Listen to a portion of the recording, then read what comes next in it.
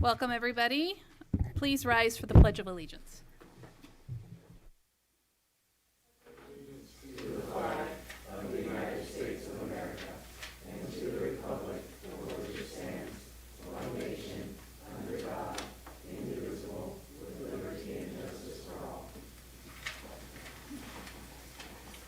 All right, we have a few. You can see we're much smaller tonight. Trustee Millerick, Trustee Cooper, and Trustee Aguila are both gone this evening. Two of them are out ill, Trustee Aguila and Trustee Cooper. Everybody's got the flu, cold. We even have two trustees that are still sick, but we're able to make it tonight. And Trustee Millerick is out due to a work conflict. But we do have enough to run our meeting. We have a quorum, and so we're going to continue to move forward. And the board did meet in closed session this evening, and our acting VP, Trustee Nell, will report out the actions that were taken. Thank you, Madam President. With respect to the item of business discussed in closed session pursuant to Government Code 48918, consider stipulated agreements for expulsion. Student 10000561669. The board will take a roll call vote. On Tuesday, February 11th, 2020, the Nevada Unified School District Board of Trustees met in closed session to review the administrative hearing panel's recommendation on the expulsion of a student. Based on the review of the panel's recommendation, Trustee Mack made the motion to expel. The student will be expelled to the Marin County Office of Education for the remainder of the semester. Following Ed Code violation 48915A and 48900C. Trustee Gasson seconded the motion, and I will now take a roll call vote. Trustee Aguila is absent. Trustee Butler? Aye. Trustee Cooper is absent. Trustee Gasson? Aye. Trustee Nell votes aye. Trustee Mack? Aye. And Trustee Millerick is absent. So the expulsion will pass on a vote of 4-0 with 3 absent. In addition, with respect to the business discussed in closed session pursuant to Government Code 54957 and 54957.6, conference with labor negotiators and the employee organization Nevada Federation of Teachers resulted in giving direction to staff. Item D, with respect to the item of business discussed in closed session pursuant to the same government codes, a conference with labor negotiator and the employee organization California School Employee Associations, we gave direction to staff. Item E, with respect to the item of business discussed in closed session pursuant to Government Code 54956.9, an insurance claim, the board voted to deny this claim. And that concludes our reporting on our closed session meeting. All right, thank you very much. Moving on to our agenda. The agenda stands as is. So we need approval of that for this evening. I'll move to approve the agenda as it is. Okay, thank you. I have to move a lot tonight. Second? I'll second. Okay. So we have a first by Trustee Mack, a second by Trustee Nell to approve our agenda this evening. All those in favor? 4-0, 3 absent. Consent and any other items on the agenda. If anybody would like to speak on an item not on the agenda or on the agenda, please fill out a blue card. I already have one already. They're right over there on the cart behind our TV here. And bring it up to Ellen, and we will put you in where you can speak. Everybody has 3 minutes to speak before the board, and what I'll do is just call your name up and come up right to the podium, and the timer will count down to when your time is up. And if you could please stay within the 3 minutes, we'd appreciate that. And I don't have any comments on consent. Would anybody like to pull anything on consent? Trustee Gasson. I'd like to pull 15E. 15E, okay. Anybody else? Nope. Okay, so this is moving on to approve consent excluding 15E. I'll move to accept the consent agenda, all items with the exception of E. Okay. Second. First by trustee Nella, second by trustee Mack. All those in favor? 403 absent. Okay. Why don't we just go ahead and move into that item now? Yeah. So 15E. So I pulled it because I thought it was I thought we should acknowledge the hard work that was put into Data Matters and the fact that we were able to acquire $25,000 revenue from that. It's a positive thing. Yeah, I think we it's should good. say thank you to our staff and just wanted to make that acknowledgement. Great. Thank you so much for doing that, for pulling that and recognizing it. We rarely prove things that actually have revenue generating. So it's nice to do that. All right, so we'll go forward and So you'll move that item. move to approve item 15E. I'll second. And a second by trustee Mack. All those in favor? 403 absent. Okay. Now we're on to our student presentation this evening. Hello, San Marin. You're in the house. Is Mr. Block going to do an introduction, or how would you like to do it? Yep, go ahead. So I'm Tim Block. I teach STEM physics and STEM chemistry with the biotech program. It's also CTE. I have members of students from my first and second period and students from my fifth and sixth period. This is a GMO project that we started. We're currently doing GMO with PCR, poly chain polymerase, where they get to see the GMO actually in the DNA and then not in the DNA, depending if it's GMO or non-GMO. And they're going to try to convince you that you should purchase GMO food for the district or not purchase GMO food for the district. So my first and second period, they're going to basically have a debate, and the other one's just going to basically try to convince you. And I'll have them introduce themselves.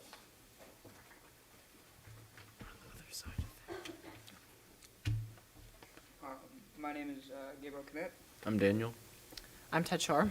I'm Emerson Philly. and this is our project, GMOs, Breakthrough or Blunder. The purpose of this presentation is to provide a lot of information on the pros and cons of GMOs and to just cast light on a lot of misconceptions that people often have about GMOs. And also, the way that we are structuring this presentation is for the pro side to present a point, and then the con side will present a separate point. So let's make sure that we get close to the microphone when we're talking, or we can give you a handheld if you would prefer. Please use the handheld.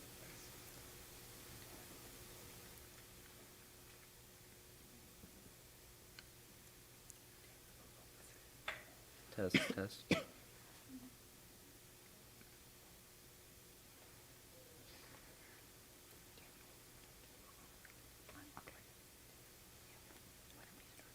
Why don't you guys go ahead and start using that one, and we'll figure out what's going on.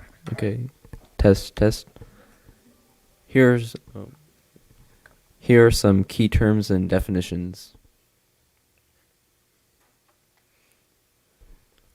What is a GMO? A GMO, or genetically modified organism, is any organism whose genetic material has been altered using genetic engineering techniques.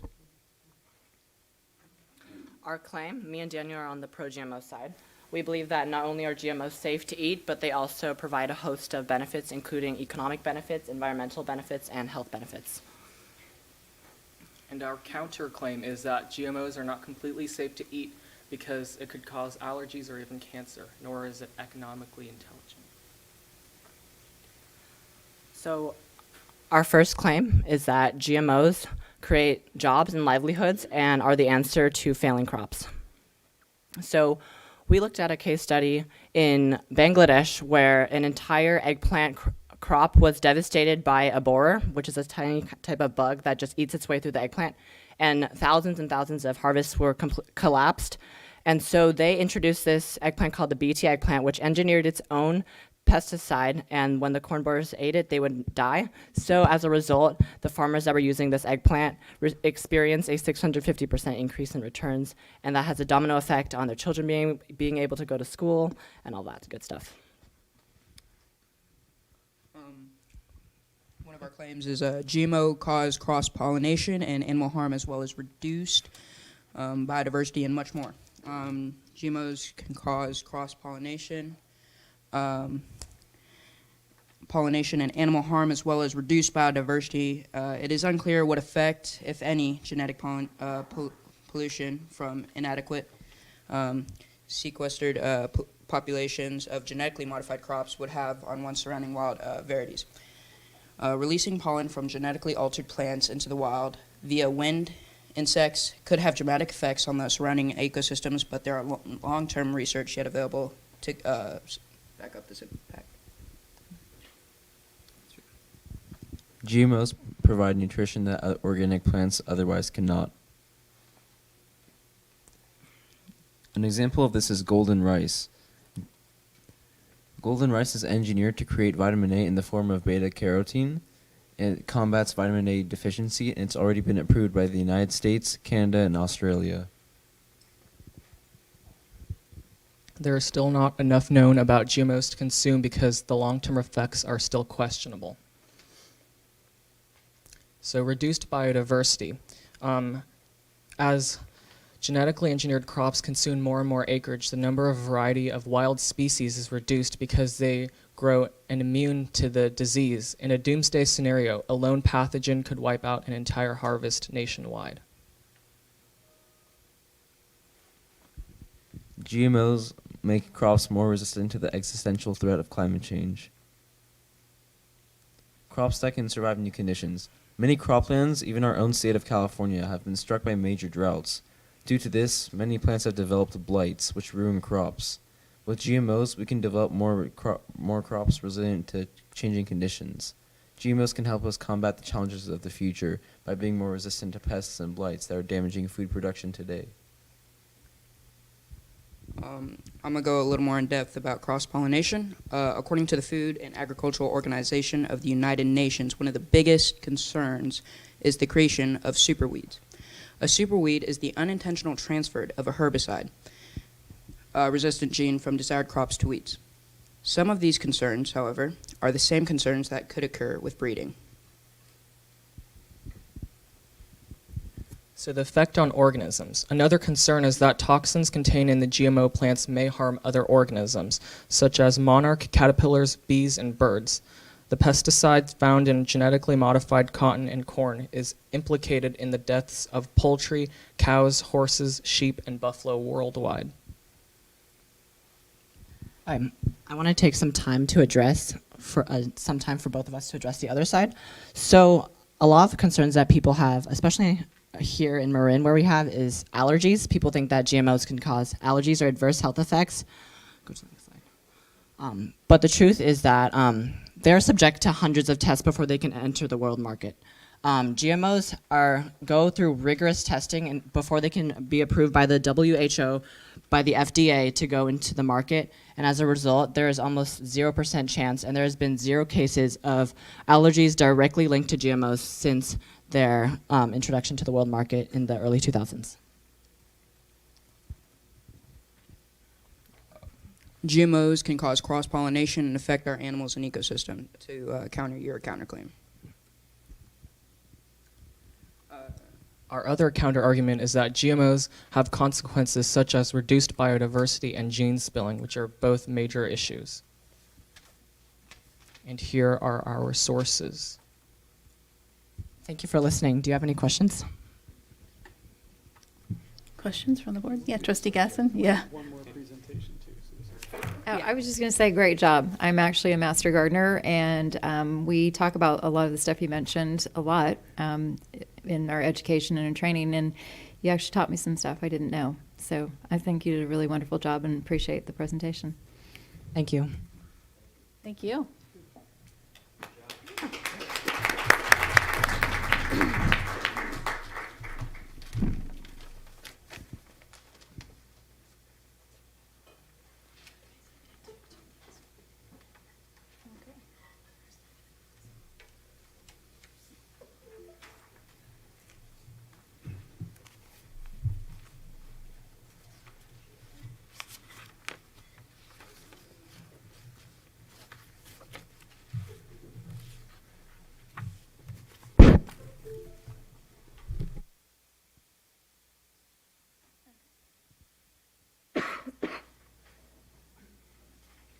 Okay, hello members of the school board and audience. We would like to start by introducing ourselves.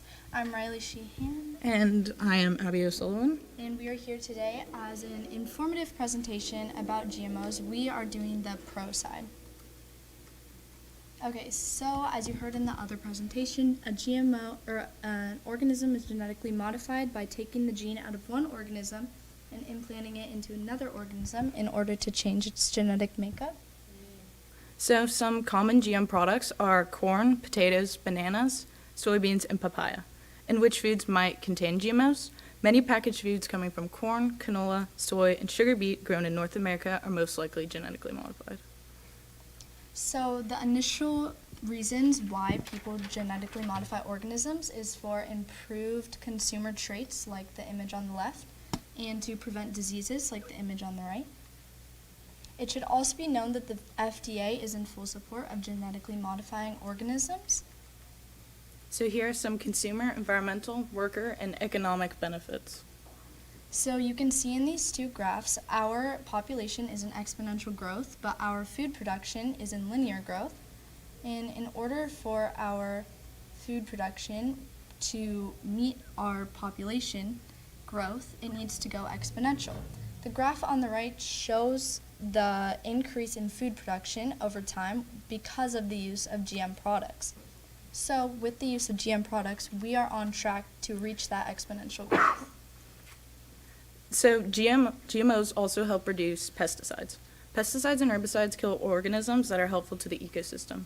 The use of non-biodegradable pesticides pollutes water, air, and the soil itself. Because GMOs reduce pesticide usage and tilling, farms that grow GM crops require less diesel to power their tractors and thus produce less carbon dioxide. So GMOs also help improve worker safety. Without proper protection, farmers that come in contact with pesticides can damage their endocrine systems and reproductive system, as well as suffer from skin irritation. You can see in this graph that with the use of GM products, the insecticide applications has drastically decreased. And not only are GMOs prevalent in the US, they are being used as improvements all around the world. So, for example, Bangladesh, Paraguay, Bolivia, and Brazil. We're going to start off with Brazil. So this graph represents the corn production, and you can see it has increased over the years, and this is directly related to the use of GM products. But why is this important? It has caused the poverty rates to go down because of the improvements in agriculture. So Paraguay preserves 1.23 million acres of land with higher productivity of GM corn. Because industrialization requires so much land, there's smaller amounts of land being set aside for agriculture, and when they plant their GM crops, their GM corn, it helps them produce more food on less land. So in Bangladesh, the economy is extremely dependent on the agricultural sector, which accounts for about 35% of the country's GDP, and employs about 2/3 of the country's labor force. This graph is about Bolivia's agricultural production. So you can see here it has significantly risen, and this again is due to the use of GM crops. So ultimately, GMOs improve worker and consumer safety, are great for environmental conservation, and have many economic advantages worldwide. So if there are any of you in the audience that are still unsure about where you stand on GMOs, we urge you to say pro to GMO.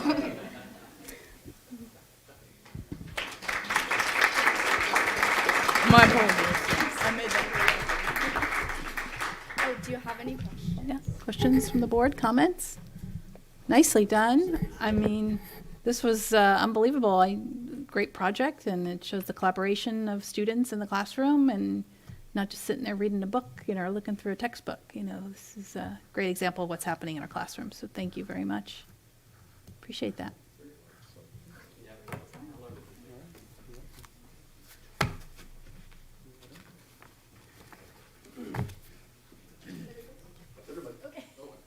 Oh, that's everybody. Okay. Wow. Thank you, Mr. Block. I think we all learned something. At least I did, for sure. So, yeah, can we do a group picture? Everybody up here, and Leslie will take it, and the Mustang. It's a Mustang. Yeah, not a horse, it's a Mustang. A Mustang is a horse. So face that way, Leslie will take it. Okay. Tall ones in the back. How do we get you guys in here? No, not us. Just go in the They middle. like to be hidden. Yeah.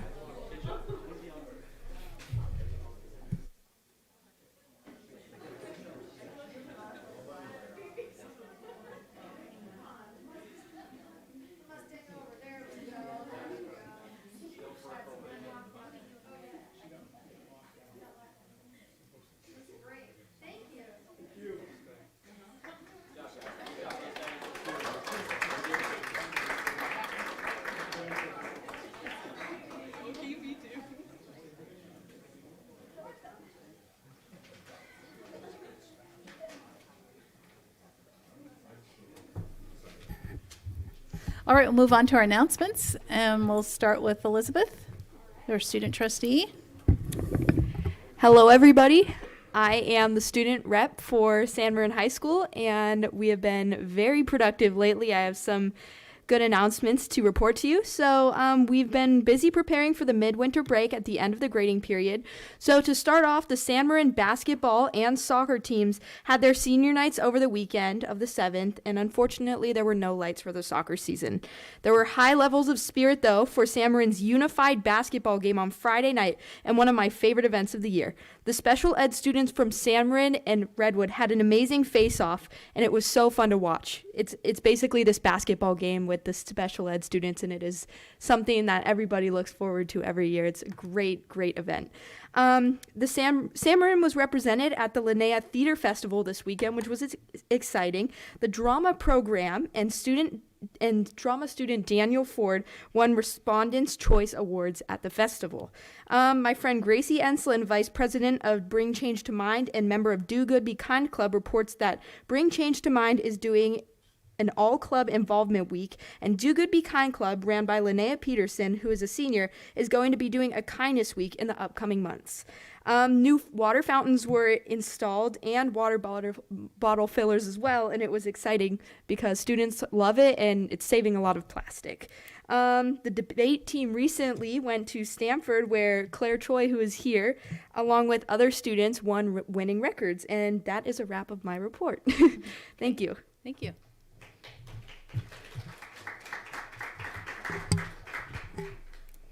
Hi everyone, my name is Eva. I'm the board rep for Novato High. We've had a pretty busy time lately.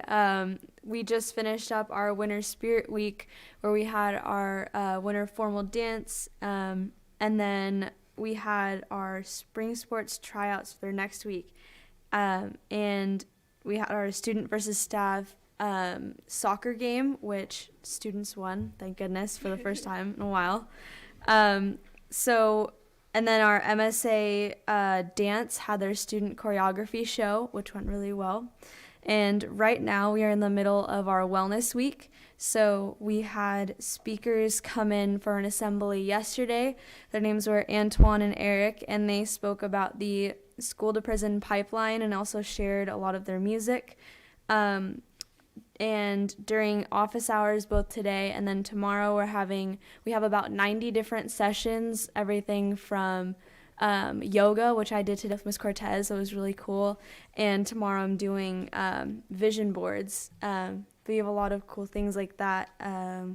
We have speakers about AA and consent and all that different type of stuff. We also have therapy dogs in the library, and on Valentine's Day, we're going to do a whole bunch of fun activities. So that's all that's going on at Nevada right now. Okay, Trustee Gesson? So I just had a flashback. That's cool you guys are doing vision boards. I used to do that when I was your guys' age, so that's very cool. So for me, I had a Gab with Gaston a week ago Friday. It went well. I had questions about Measure G, special ed, why do we not have buses? It just was a great discussion with some people over at Dr. Insomnia's. I would like to do another, but I need some input on a good time. I've tried different times, and Friday mornings seem to be pretty good, but I'm open to suggestions from the community. I also attended North Marin Council PTA on Friday. It was great to see all the presidents there and get updated information on what's going on in our schools. And last night was the NIAT, Not in Our Town meeting, which I encourage people to attend if you have time. The next meeting is on March 9th here at the district office at 5:30 p.m. Okay, thank you. Trustee Mack. Nothing to announce. Trustee Nell? Yeah, a couple things. A week ago, Saturday, I had an opportunity to visit with the MSA during their 8th grade auditions at that other high school that will not be named right now. I think their colors are black and gold, but it was a really good group. They're very well organized, and looks like the upcoming class is going to be more diverse than I'd seen in the past, so it was a pleasure to be there.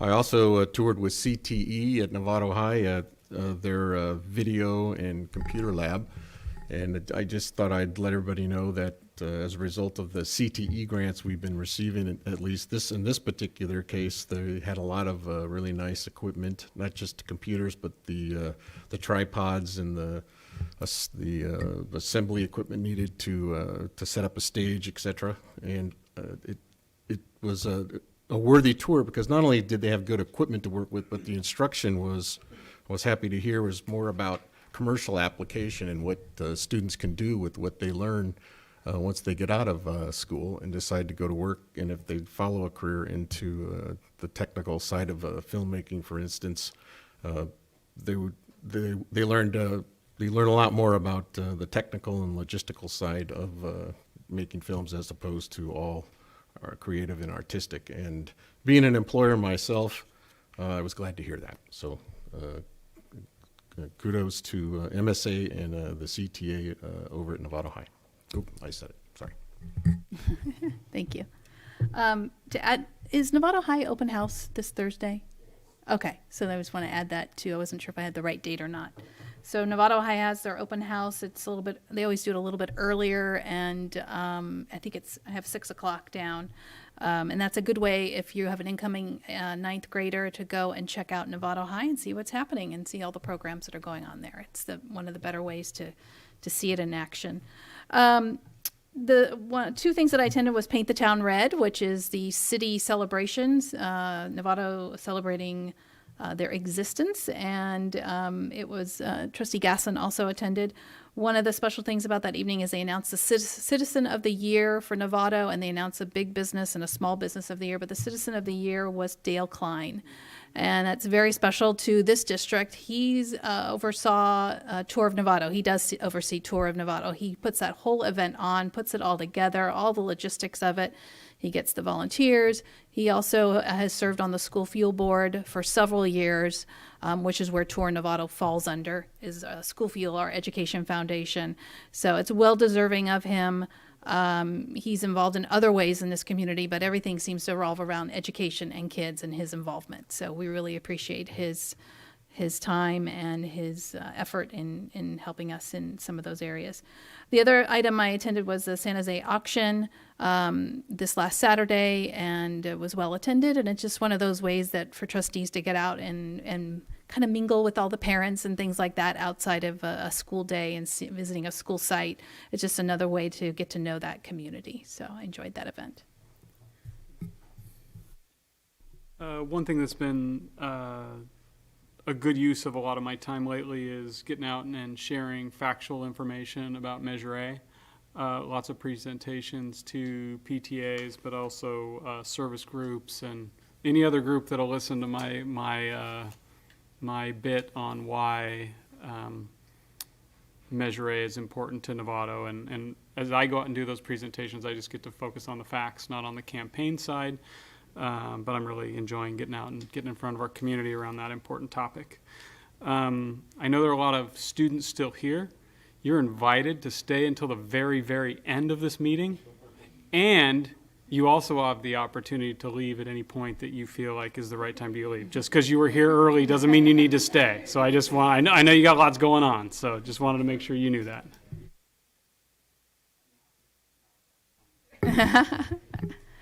Okay, we'll move on to our non-agenda public comment.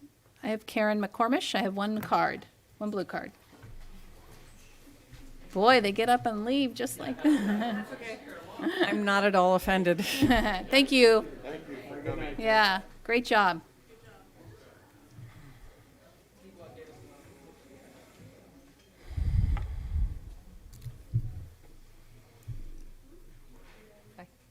Yep. Good evening, members of the board, Superintendent Koska, and fellow community members. I'm Karen McCormish. I'm a 5th grade teacher at Loma Verde Elementary School. And good morning, Principal Chima. I think she just disappeared. Oh, there you are. I mean, good evening. Sorry. Have you been seeing what's happening with Tesla? I wish we were all invested in that.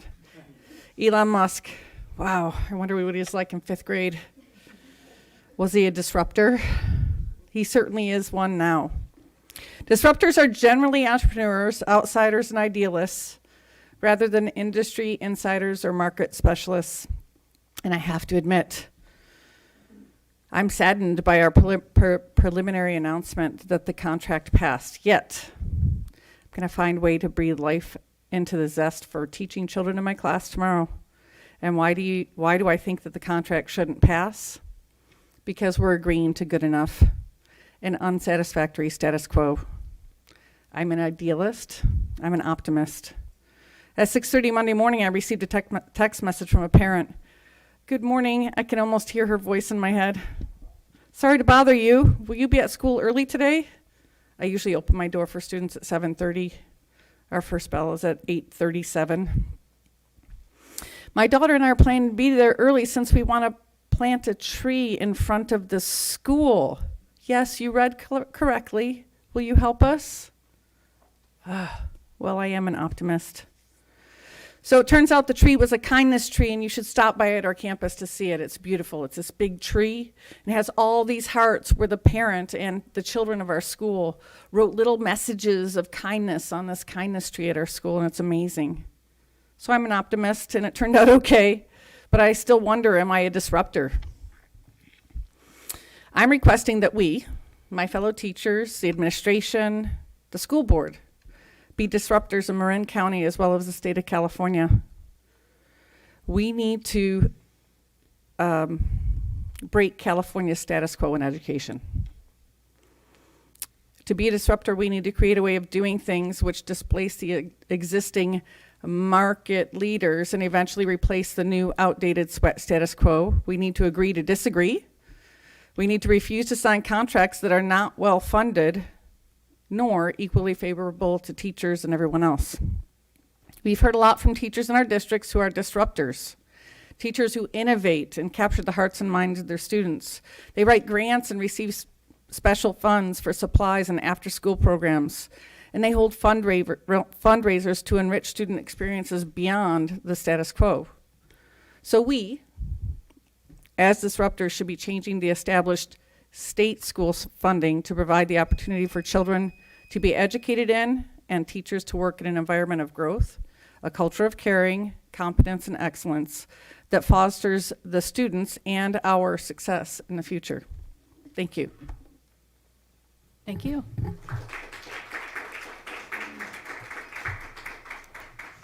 All right, now we'll move into our discussion action items for this evening. The first item is a resolution number 25. It's 2019-2020. This is Dolores Huerta's Day. And Superintendent Koska, are you going to present? So I get to start, but I don't get to finish. So you guys can start walking this way. That'd be great. So at teacher, Novato High School teacher Maria Romero's urging, we're bringing this resolution before you to recognize Dolores Huerta Day, which would be April 10th each year. And Maria could speak, and her students here can speak to this way better than I, so I ask you to come forward and share your thoughts. Okay. Hello, everybody. So I'm Maria Romero, CEC teacher at Novato High School. Actually, we don't have a lot of time, so I'm going to kind of get going because we have one of my students to speak. But can we move on to the next, or do I have access? Awesome. Thank you. I'm going to let this video kind of do the talking. It gives a really nice summary of who Dolores is and like, well, yeah, was and is. So let's see. Yeah, there's a video. Just click on it. It should go. Oh, I thought I embedded it in there, but nope, that's not. Oh, no. Oh, yeah, it is good. Okay. Yeah. Labor activist, co-founded the National Farm Workers Association, which became the United Farm Workers. Worked alongside Cesar Chavez to fight discrimination and improve social and economic conditions for farm workers. Set up voter registration drives, lobbied to provide Spanish language voting ballots and driver's tests. Signed a historic agreement with grape growers that reduced the use of harmful pesticides. Helped create the political passage of the Agricultural Labor Relations Act, the first law to recognize the rights of farm workers to bargain collectively. Inducted in the National Women's Hall of Fame and awarded the nation's highest civilian honor, the Presidential Medal of Freedom Award.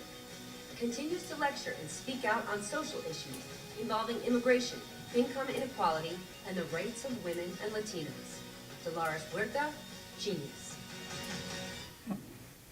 Hey there, I'm Chris Hayes from MSNBC. Thanks for watching MSNBC on YouTube. If you want to keep up to date with the videos we're putting out, you can Yeah. Okay, so I'm going to have Owen's going to read the resolution for us in English with some slides in the background as he goes, and then Damaris is going to read it, just a summary in Spanish. And if there's time left over, I have a couple more words. Take it away, Owen. Cool. Hi, guys. My name is Owen. I'm a senior at Nevada High School. All right. So this is the resolution of number 25 of the Nevada Unified School District, proclamating April 10th, 2020 as Dolores Huerta's Day. Whereas on July 18th, 2018, Governor Jerry Brown signed Assembly Bill 2644, introduced by Assembly Member Illinois Reyes, AD 47, designating April 10th as Dolores Huerta's Day, making civil rights leaders and community organizer Dolores Huerta the first and only living human person to hold this honor. And whereas Assembly Bill 2644 adds Section 3722.2 to the Education Code, stating, on Dolores Huerta's Day, all public schools and education systems are encouraged to conduct exercises remembering the life of Dolores Huerta, recognizing her accomplishments and familiarizing peoples with the contributions she made to the state. And whereas Dolores Claire Fernandez Huerta was born on April 10, 1930, in Dawson, New Mexico, the daughter of Juan and Alicia Fernandez. And whereas Dolores Huerta became school teacher in Stockton, California, and became conscious of the need for economic justice through seeing her students come to the school barefoot and hungry. And whereas during the 1950s, Huertas met legendary community organizer Fred Ross Sr. and found her calling as an organizing service in the leadership of Stockton Community Service Organization, CSO, during which time she set up voter registration drives, pressed local governments for barrio improvements, and founded the Agricultural Workers Association, AWA. And whereas Dolores Huerta's famed lobbying efforts were crucial in securing aid for families with dependent children, AFDC, and disabling insurance for farm workers in the state of California in 1963. Whereas Dolores Huerta is the most prominent Mexican-American female labor leader in the United States, it is the co-founder with Cesar Chavez of the United Farm Workers of America, UFC.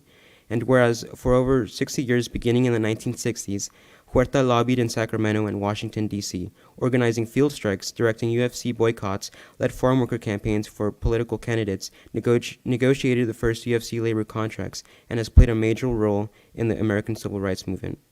And whereas in 2002, Dolores Huerta founded the Dolores Huerta Foundation, which recruited and empowered grassroots leaders in low-income economies to attain social justice by organizing volunteer organizations called Vecinos Unidos, United Neighborhoods, to work on issues in education, health, environment, civil engagement, and economic development.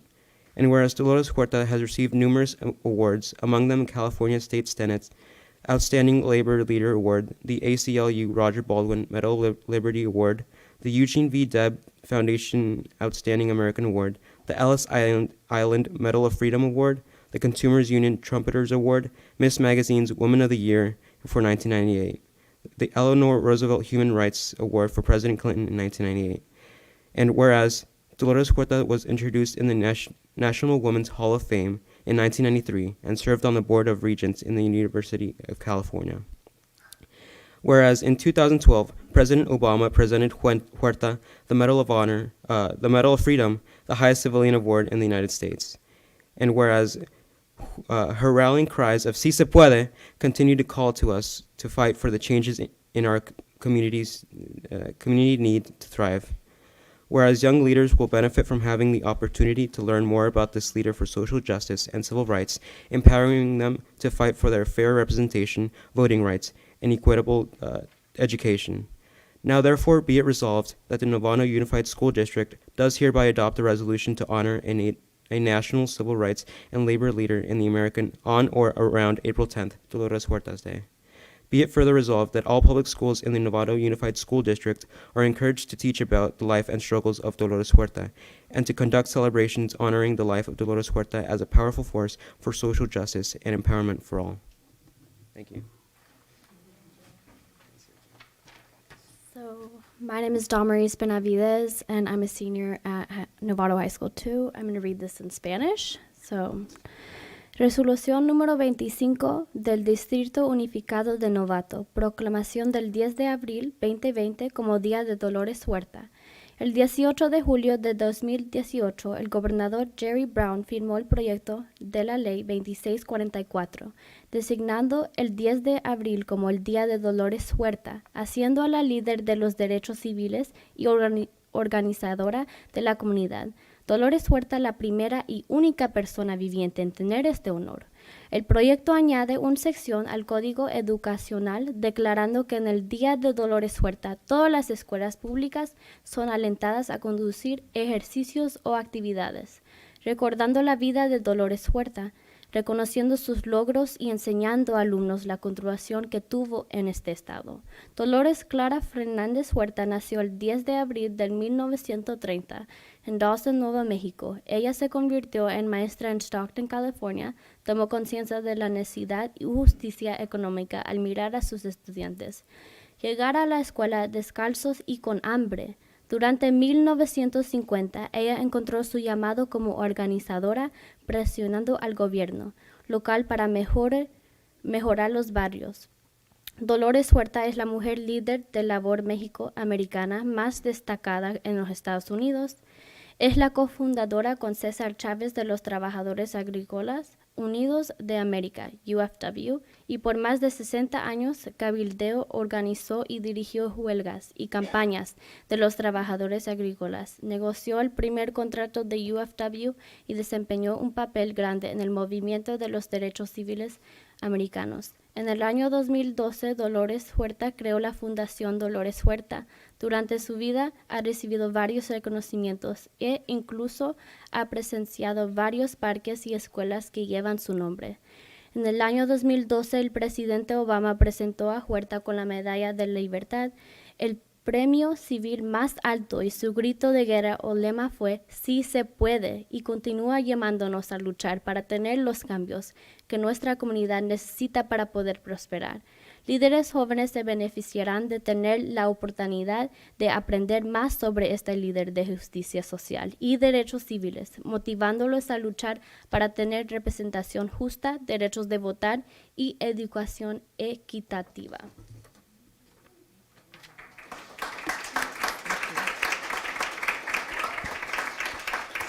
I really want to thank you for considering this resolution, and I hope that we're going to pass it.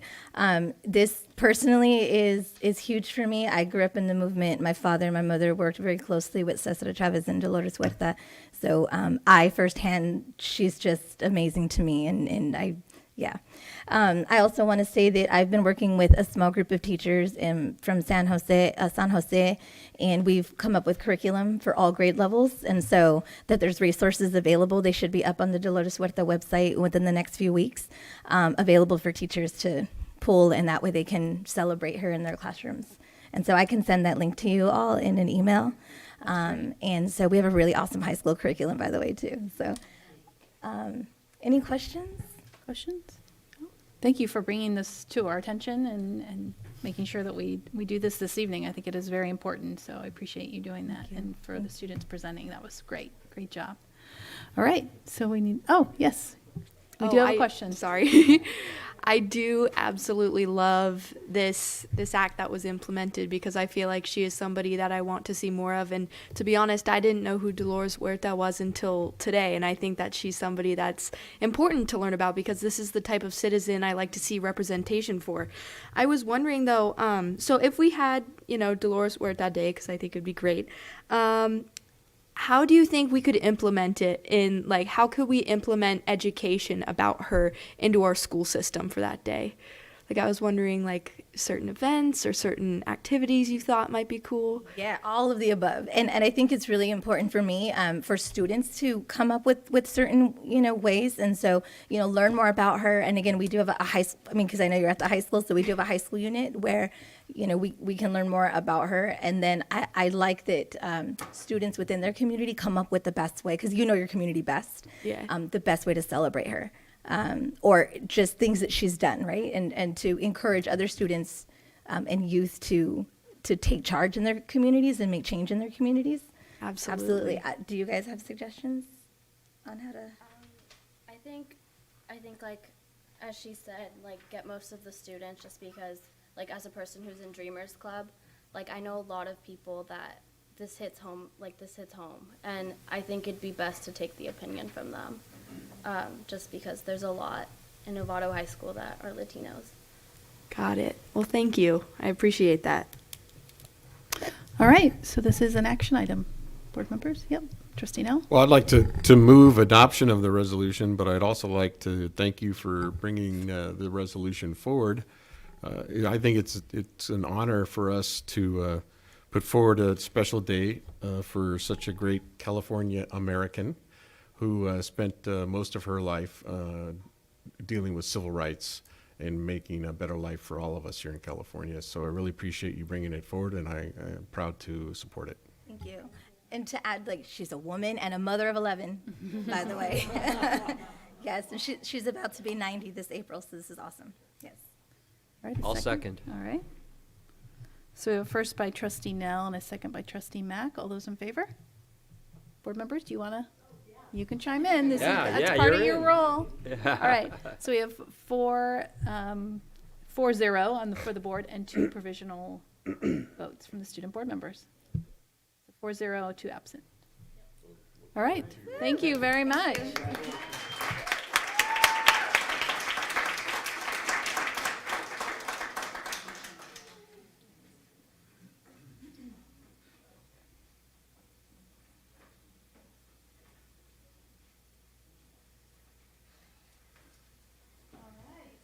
Forgot my mic.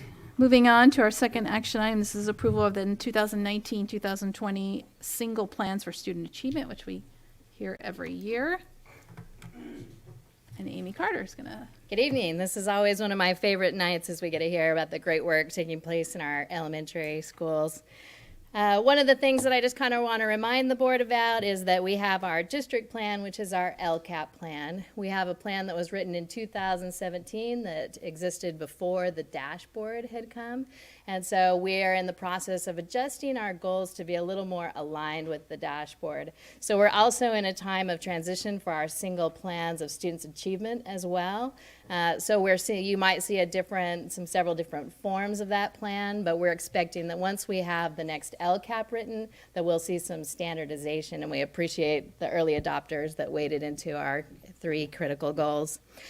Just by way of reminder, we're pursuing 3 goals, 3 massive goals as a district. The first one is our culture of caring, and this is being a highly responsive system to students. I just want to remind you, as a district, I shared the dashboard data with you earlier this year, and we measure this culture of caring through the absenteeism. When we look at our dashboard from last year to this year, we've seen a nice move in our student subgroups. Last year we had 2 subgroups that were in red. This year we have 0. And we moved from the orange into the yellow. In the orange subgroups for Novato, we have our English language learners, our Hispanic students, and our students with disabilities, who are an area of focus for us around absenteeism. The other way we measure culture of caring is through our suspension. And again, this year, we managed to move 2 subgroups out of the red area, so we now have 0 there, and we moved from orange to green. The 2 remaining subgroups in the orange area are our African American students and homeless students. Our second key big goal as a district is to develop a culture of competence. This is manifested in our multiple tiered systems of support, where we respond to student needs as a system. We measure this on our dashboard through our graduation rate.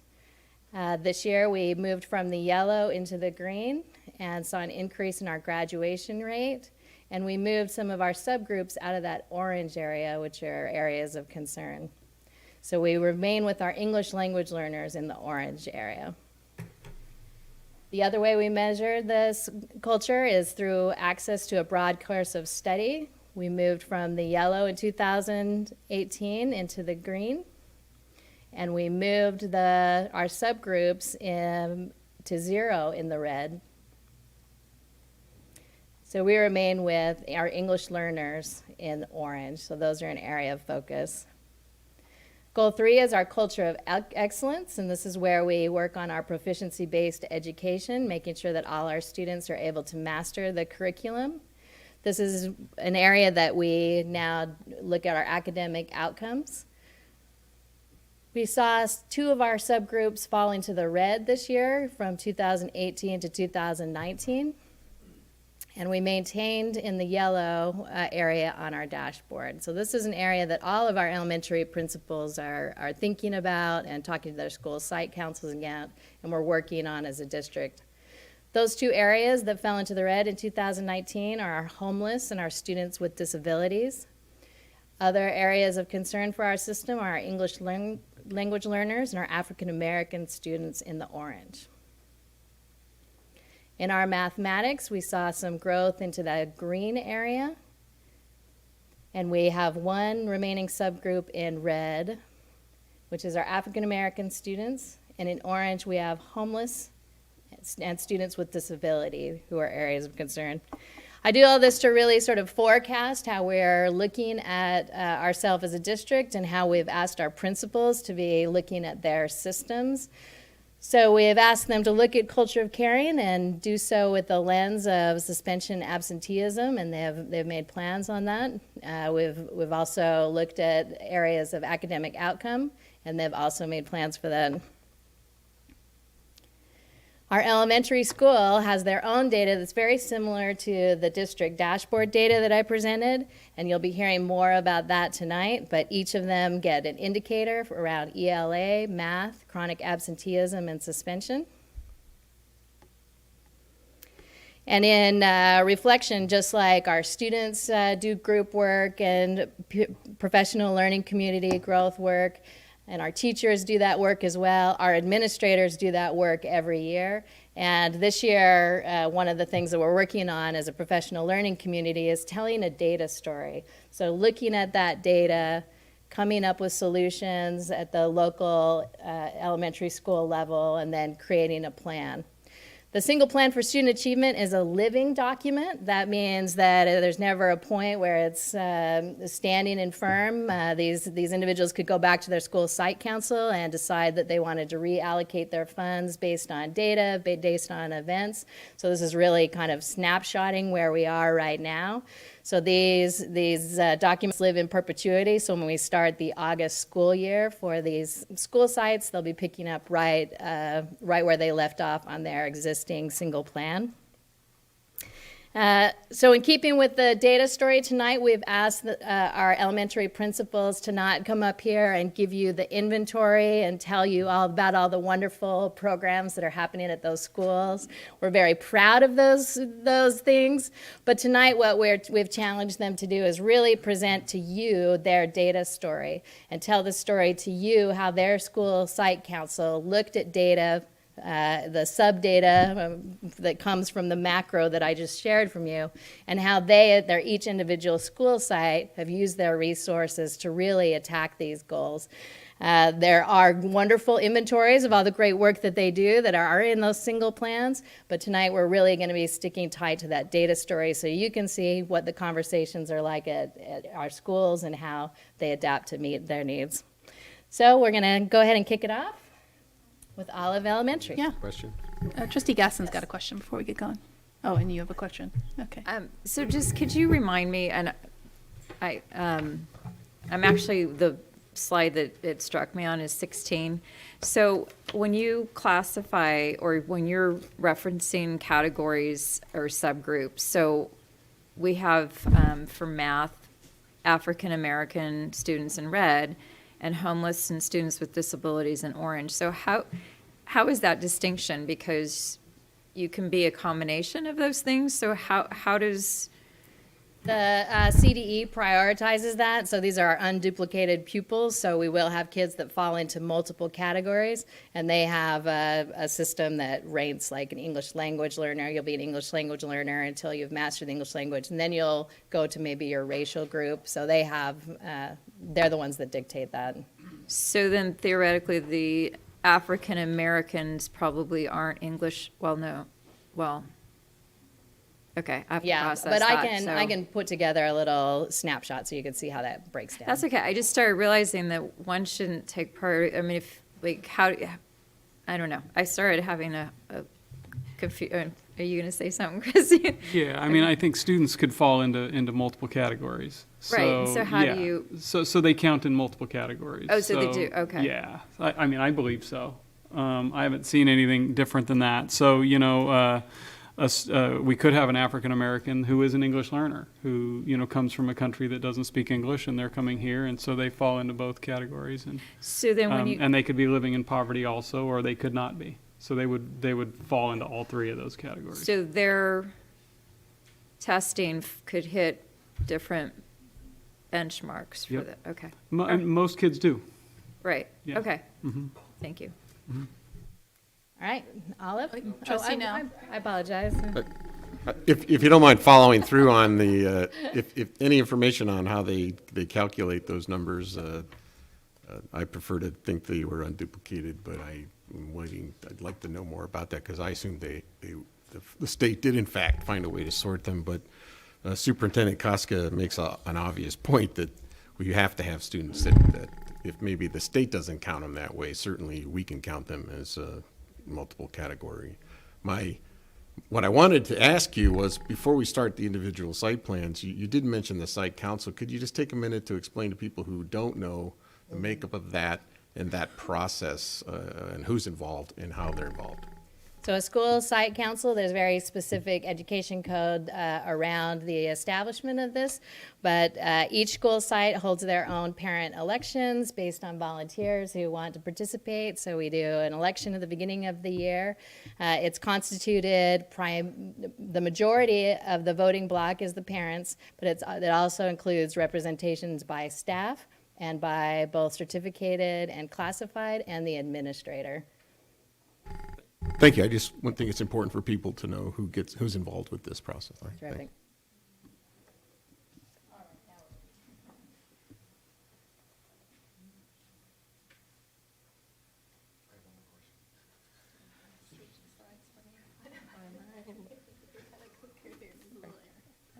Just for the principals, you weren't here earlier, but we're down to 4 trustees. This was no reflection on you. I just want to make sure you're aware of that. Everybody's sick. I can say that you should be nice to the remaining 4, because if one of them goes away, then you're going to have to come back and do it again because there won't be a quorum. So be nice to these 4. Gosh. All right. So welcome to Olive's just highlight of our site plan. And I began this slide with just a highlight of what Olive is and what we're focusing on this year.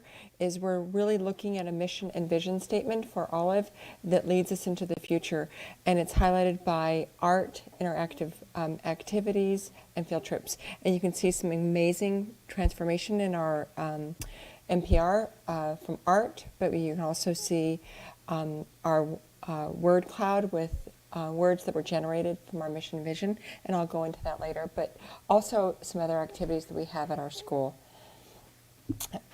As Amy had highlighted, Olive is celebrating grandly with the data. We've been able to have a decline in our chronic absenteeism for our students with disabilities, our English learners, our Hispanic, and our socioeconomically disadvantaged. That is a grand celebration. Our suspension rates have decreased for all subgroups. English learners, Hispanic, socioeconomically disadvantaged are all in the blue range. Improved mathematic scores for our English learners. And we want to celebrate this really. It is such an important achievement for our subgroups, for our English learners, our socioeconomically disadvantaged, and our Hispanic students. We always want to celebrate all students, and you can say that, gosh, Olive has just gotten an amazing transfer of students from our GATE program, and that could have been it, but look at our subgroups. Those are the groups that made the most achievement. Again, in our language arts, our subgroups, our English learners, our Hispanic, and our socioeconomically disadvantaged. So that was a large celebration for us. I'm going to highlight these goals. I don't want to go through this entire thing. I just want to give you some stories on what it looks like for us. For our first goal, engaging our students in social emotional work, we are working on a weekly basis with classroom meetings and using with fidelity our social emotional second step curriculum. That has helped transform a lot of conversations, including the referrals for the principal. My referrals are going down, and how I deal with students has dramatically changed. It is not a punitive conversation. It is a supportive and conversation that we are looking at how can we transform that child's understanding of what they did and how they can change their behavior. Deep in the threads of MTSS, and I want to highlight how we've really taken one thread of MTSS, or multi-tiered systems of support. I sent out a spreadsheet to all of my teachers where they were to identify all the students who were in the red for ELA, math, and social emotional areas. Over the last 2 months, we've been having collaborative meetings, presenting our students, particularly with social emotional issues, and finding connections. Who does that student have a connection to? How are we helping that student? What are we doing? Actually, tomorrow at my staff meeting, we are then creating heterogeneous teacher groups to really delve down deep on each student and how we're going to move the needle on that student with regards to social emotional concerns, because once you can do that, you can really move the needle on academic concerns. As I said, we are in the throes of our mission and vision statement that reflects really one thing. The question came up last spring at our school site council: why Olive? Why would a family come into our attendance area and choose Olive? Why wouldn't they go to another district school? Why wouldn't they go to a private school? Why would they choose Olive? And so we're answering that question. We began in August with a collaborative work of school site council, PTA, and ELAC. We moved to my staff and teachers and our students. Our students, when we ask what makes Olive wonderful and why Olive, they cited many wonderful things, but when they were asked what they want in the future, they did cite a zip line, a frog pond, and a movie theater. They're not going to get it. But what we read between the lines is they want art, they want interactive learning, and they want to be engaged. Exactly the same ideas that our school site council, PTA, and ELAC groups had identified and exact same areas that our teachers have identified. So we're moving forward with developing that focus. I'm going to move on. Last slide. Data is immense. It's overwhelming, and it could put you into a spiral. So really managing that data and keeping it concise and identifying what data you can use. You can use the CASP, which is postmortem. It doesn't tell you active information. So you really have to use things like student surveys, running records, the DESA, the ESGI, the MARS. And at School Site Council, I have an amazing School Site Council. They're very active parents who actually sat there editing my single plan with me. And we review our data on a trimester basis. So it is, like I said, a rigorous conversation and a conversation with our staff that is an ongoing. And as Amy said, it is not a document that is still. It is a dynamic documentation. Thank you. Any questions? Questions? No? Yeah, maybe it'll come back, but Okay. for right now, no. Thank you. Pleasant Valley is up next.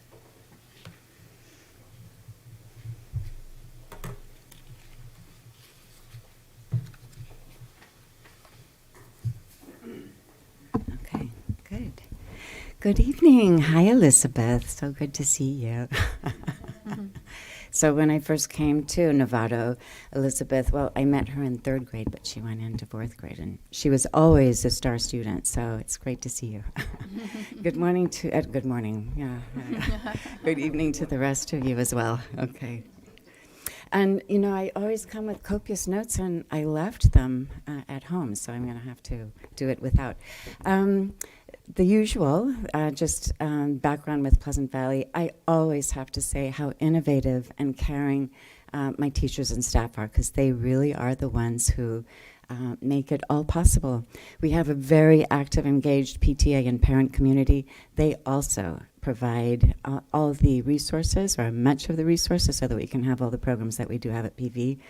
This year we have 446 students, TK5, and so we've pretty much maintained where we have been in the past. We haven't lost too many. So this data here is what we have this year. We haven't suspended any children this year, and we do have the chronic absenteeism of 5.4, so those are areas that we're continuing to work on. But you can see all the rest. Only 10 English language learners. Okay. When looking at the data, so we have a lot to celebrate. We had huge growth on the dashboard, everything in green or blue. We had only 3 areas of orange.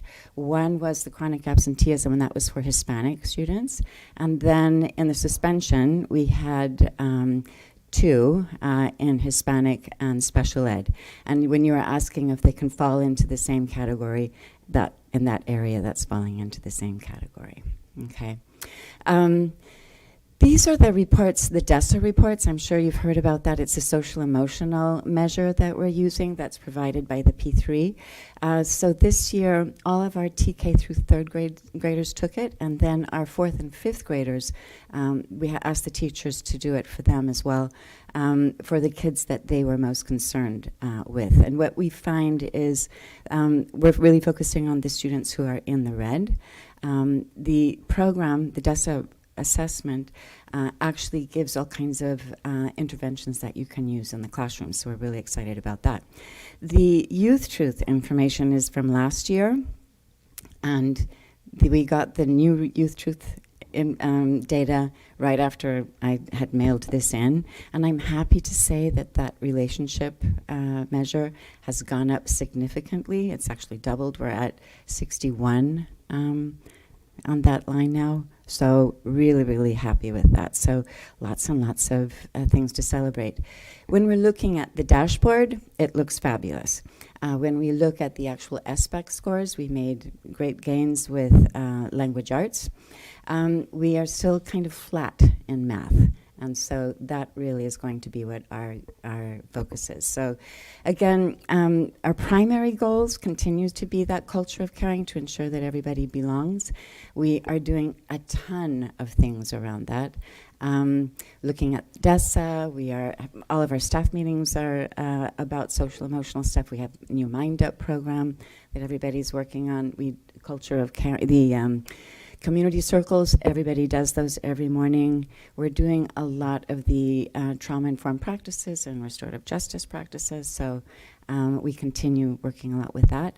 And then we want to continue to promote the academic growth of our students, specifically the math. So we're actually spending a lot of time looking at data and new things. I would say we still have a lot of work to do there. We are working more in silos, and everybody's trying to find something that will work.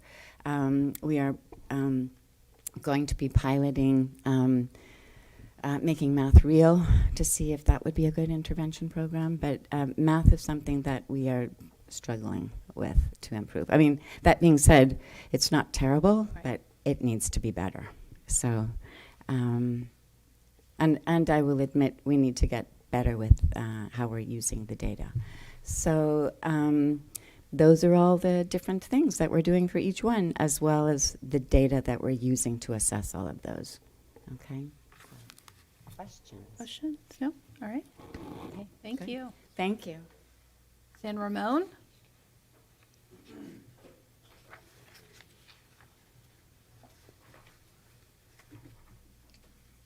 Good evening. I'm Amanda Langford, the principal at San Ramon. I'm excited to say it's my 5th year there, and we've had a lot of great transitions over the years, and it's an amazing community for the staff to the students, the teachers, the community members that come and retire at the school, and we're very fortunate to have the district office staff to support us. So tonight I'm going to share a little bit about San Ramon with you. So this is straight from the fantastic data system that we have used now, Data Matters. And one thing that I just want to highlight a little bit tonight is that San Ramon has a little bit of a history of being one of the northern Novato schools that was not quite as diverse. And over the years, we have become much more diverse. And if you look at the data, we have many students that fall in many of the student groups, as you guys were discussing earlier tonight, which has been a lot of our discussions earlier. We have dozens and dozens of students that are in 4 different categories. And we have 5 student groups that we are judged on by the state of California. So we have a lot of needs to meet. And so we are working really hard to look at the best ways to meet their needs. We are large and in charge, 495 students right now. We've had 11 new students since the new year started, 2 more starting tomorrow. So things are going great, but the data is looking a little bit different as far as our demographics and diversity, and we're proud of that. So we had growth in many areas last year. In language arts particular, over the last few years, as one thing that I really would like to celebrate is that we have had many student groups move forward as well. We have done a lot of work with the special education department, and we have 2 SDC classes and a very full RSP caseload and speech caseload as well, but those students have been moving forward due to the collaborative work at San Ramon. In math, we have had students move forward as well. Our socioeconomically disadvantaged students have made a lot of growth, but are still struggling some areas. And so we're working on how to identify some of their needs and think outside the box of how to work with their school day in ensuring that they get what they need. The DESA data doesn't seem to be showing up there. But what we are focusing on, as Dana mentioned at PV as well, we have 7% of our students are in the need category. And so that is one of our data marks for social emotional needs to move forward and ensure that we could try to drop that percentage so that students are either moderate or typical. Oops. Not yet, 10 yet. So culture of caring. So we have 3 goals under the culture of caring that we're working on. The first one is having to do with the social emotional learning and the education the students are getting. We use the Mind Up program. This is our 3rd year of using the Mind Up program, and it works with teaching students how to self-regulate, but also conflict resolution and self-motivation. We've found it to be very successful. Each year that we've done it, we've rolled it out a little bit differently. So that continues to be one of our goals in working with BACR with our counselors, teachers introducing the lessons as well. The second one with the changes in ed code and how we are working with student behavior. Over the last few years, we've worked on a transition of setting up school-wide expectations that fall under the need of being safe, being respectful, and being responsible. With that then comes, we've developed a system for school-managed behaviors and looking truly at the interventions and the actions that we as a staff are using when student behaviors become to demonstrate themselves either at lunch or in the classroom. And then finally, attendance. We really feel that if students aren't in those seats ready to learn, then we're not going to be able to do our job. So we've been doing a lot of, under the culture of caring, of reaching out to families to ensure that they understand the importance of coming to school, they have the ability and need any support in coming to school, and it seems to be working so far. We went from being in the orange last year to being in the blue. So then under the culture of competence, with many other schools in the district, we are working on creating our MTSS team. We created universal access last year, which just in a nutshell is a 45-minute block each grade level gets, and they have multiple staff members and support services that dive into that grade level for 45 minutes a day. This MTSS team has been really amazing, the training that we've got in developing the next steps of how those kids are getting support, both academically and with social emotional curriculum. Then within that pyramid are the tiers, and really developing those tiers to ensure that all students are getting a dynamic education to begin with. And then tier 2, that there are accommodations and so forth for those students that need it. And finally, tier 3, that we are developing rigorous interventions when students need it. Finally, culture of excellence. So with the idea of developing what students need, we are refining how we're really looking at data. And this year we implemented the 3rd Wednesday of every month is our data cycle, our data dive, and grade levels are looking at data with all of the support staff that we have, as I mentioned, and really looking at which students are below standard and far below standard, and ensuring that the interventions we're providing are appropriate. And then last but not least, with rest of the district as well, but very important, are looking at the proficiency scales and really aligning those with California standards, and that we are all on the same page with our learning targets so that the kids are getting the best education they can. Thank you. Thank you. Thank you.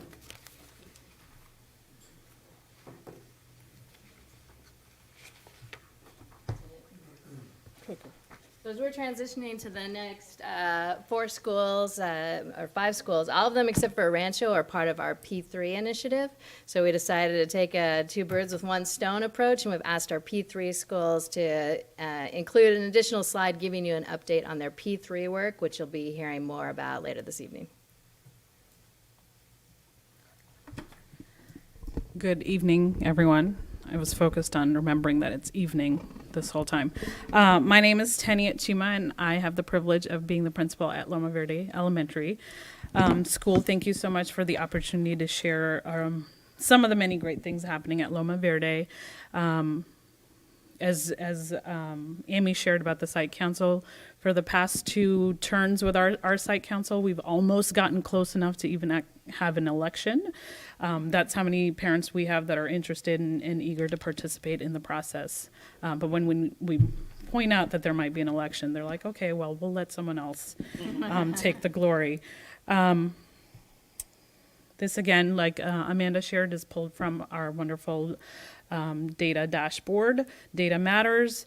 Loma Verde is a wonderful mix of cultures, languages, backgrounds, abilities, and lived experiences. And you know, this is our family, and we really, this year especially, have highlighted the fact that we are different. Then there's no point in denying the fact that we're different, but the fact that we are different makes us a strong community. And to bring in those differences and those expertise and different lived experiences is really what makes Loma Verde a unique community. Speaking of data, here are a few of the data sources that we use. I've included the Youth Truth Survey from last year, the DESA, which, as people have shared before, is a tool provided to us for social emotional learning from the P3 MCF work.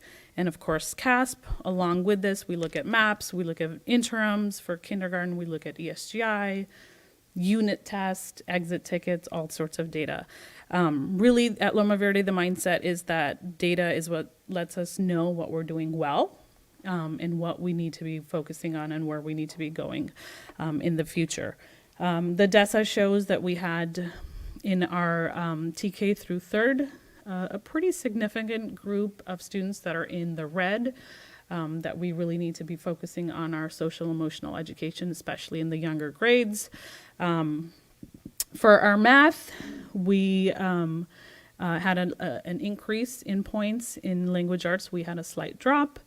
But I think the work that our staff in our community is most proud of is our culture of caring. That if you look at some of our positive percentages, there's definitely two groups that we're really proud of: our culture score and our relationships that are in the high 90s from our parents.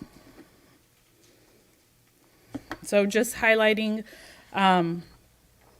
you know, we've been doing this work with our Mcf Grant for the past 5 years. And it's great that everyone is using the same language. We at Loma Verde have been using those 3 umbrellas for quite some time: the culture of caring, the culture of competence, and culture of excellence, and really the actions that we take fitting them under that umbrella. So it all feels connected and moving in the same direction.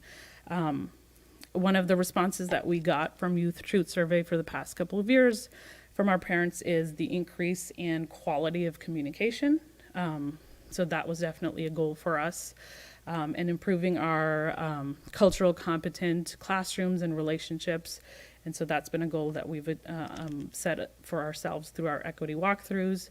Our work with Second Step, I know you've heard that mentioned before. We're in year 2 of implementation, and then using that Second Step social emotional curriculum to increase our small group instruction by providing the tools that kids need for self-regulation.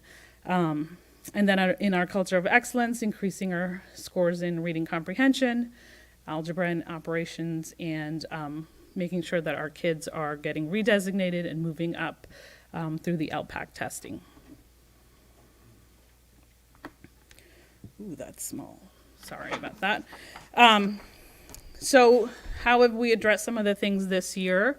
Again, following the data that came from our parents about wanting to feel more connected with the academics and providing more opportunities for them, we've had literacy and math nights at each grade level where teachers have gotten together as a grade level, hosted the parents, given techniques, given strategies, played games, given resources that parents can be using at home. We've also partnered with Parent Services Project for 2 years and provided a training called Leading for Change to our parents, where they come and give up their Saturdays and spend some time learning about just how to be leaders in their community and how to get involved, and how that's all connected in a greater system that's going to bring positive outcomes for their students.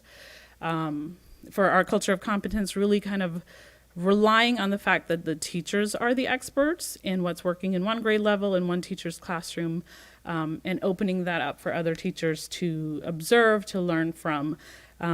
I know that others have shared as well, but Loma Verde teachers and staff is innovative, is creative, they're curious, and I think the most important thing, they're risk takers. So if there's something new that they know is tied to data and is promising to change student outcomes, they're game to try it. As far as our culture of excellence, really looking at our math program and moving kids in and out of intervention and challenge based on data, not always focusing on the students that are far below, but really making sure that our interventions are matched to the needs at different levels of student achievement. And the same for ELA. We, as you all know, had new curriculum last year.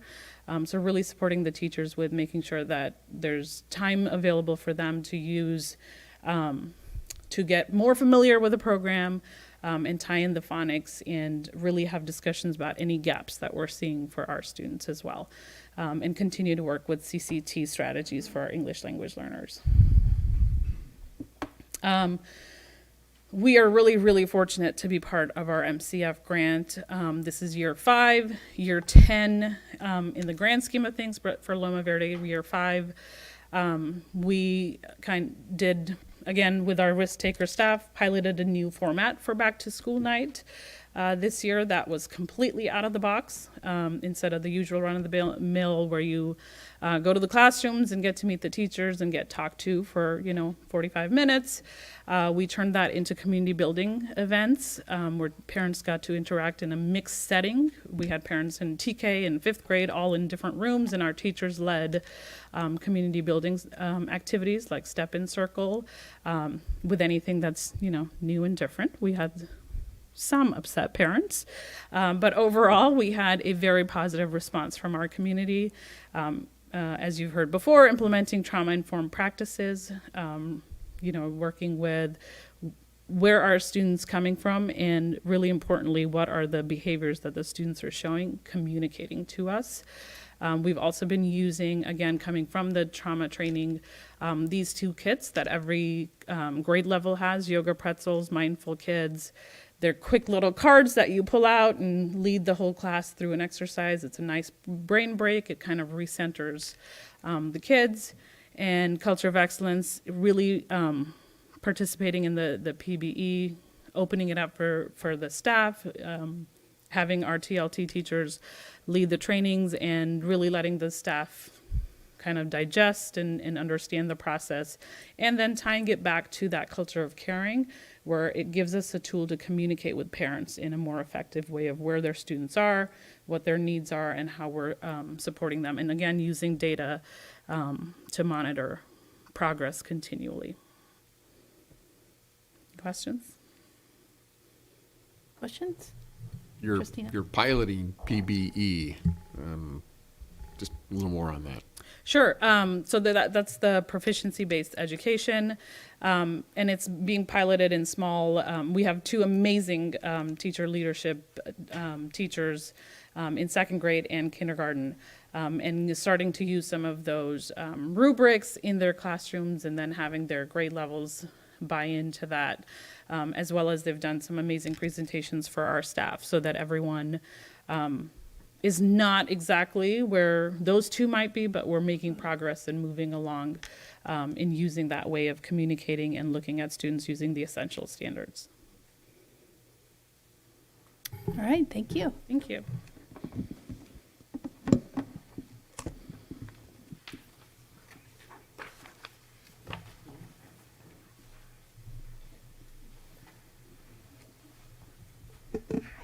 What?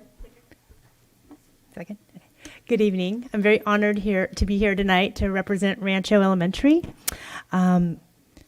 We are a school of 300, actually 49 students now since putting this together. 16% of our students are English language learners. 14% have been redesignated. 34% of our students are Hispanic, and 28% of our students are socially, economically disadvantaged. We also have 38% Caucasian students. But the reason why I put these demographics up is because the data is going to show these are why we are doing some of the goals that we are doing this year to address the needs of these students here.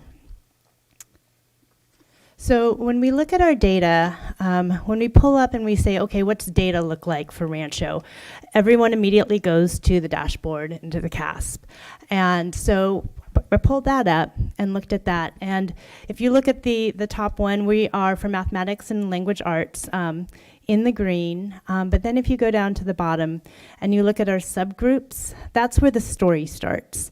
Our students who are in the green are our white students. And our students who are socially, economically disadvantaged, EL, and Hispanic are in, for English language arts, are all in the orange.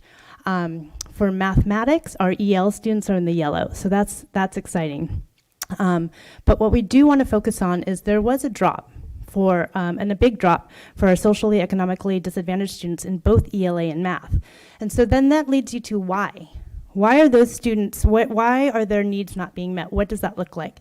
So then you have to pull up the other data. And so then we looked at our DESA, which is looking at the social emotional strength of our students and seeing what is going on with them socially and emotionally. So then we looked at that and saw that nearly 10% of our students were in the red and have very, very high needs. They're coming to us dysregulated. There's a lot of backstories and trauma that our kids are coming to us with.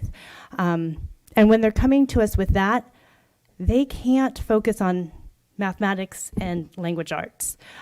So until our students feel safe and like they belong and that we care about them, the academics is not happening. They're not accessing that. In addition, this is the Youth Truth Survey from last year, and this is the student portion of the survey, and the student portion of that survey said that their relationships between students and teachers had gone down. So looking at those two things about how can we build relationships and how can we make kids feel safe and that they belong, that led us to our goals. So even though we do have the 3 goals, and I'm not discounting our proficiency-based education, and that is very on the table, before we can even get to that, we need to build our relationships and our culture of caring. And we need to work on meeting every student where they're at. One thing I do want to say about coming and building relationships, it's adult-to-adult relationships, adult-to-student, and child-to-child. So it's all of that above. And if you've seen that picture, that's one of the school resource officers playing with the kids. We also have building relationships. One of our North Bay security members comes every week to play, and not just stand around, but actually play with the kids and build the relationships with our 4th and 5th graders who are then going on to middle school. And with our relationships, too, I want to say that I'm actually very proud. We just looked at our Youth Truth data from this year, and both the staff and the family survey relationships have gone up. So we're building relationships not just between students and teachers, but across the entire community. And when you build that with the entire community, that's what's going to affect that change.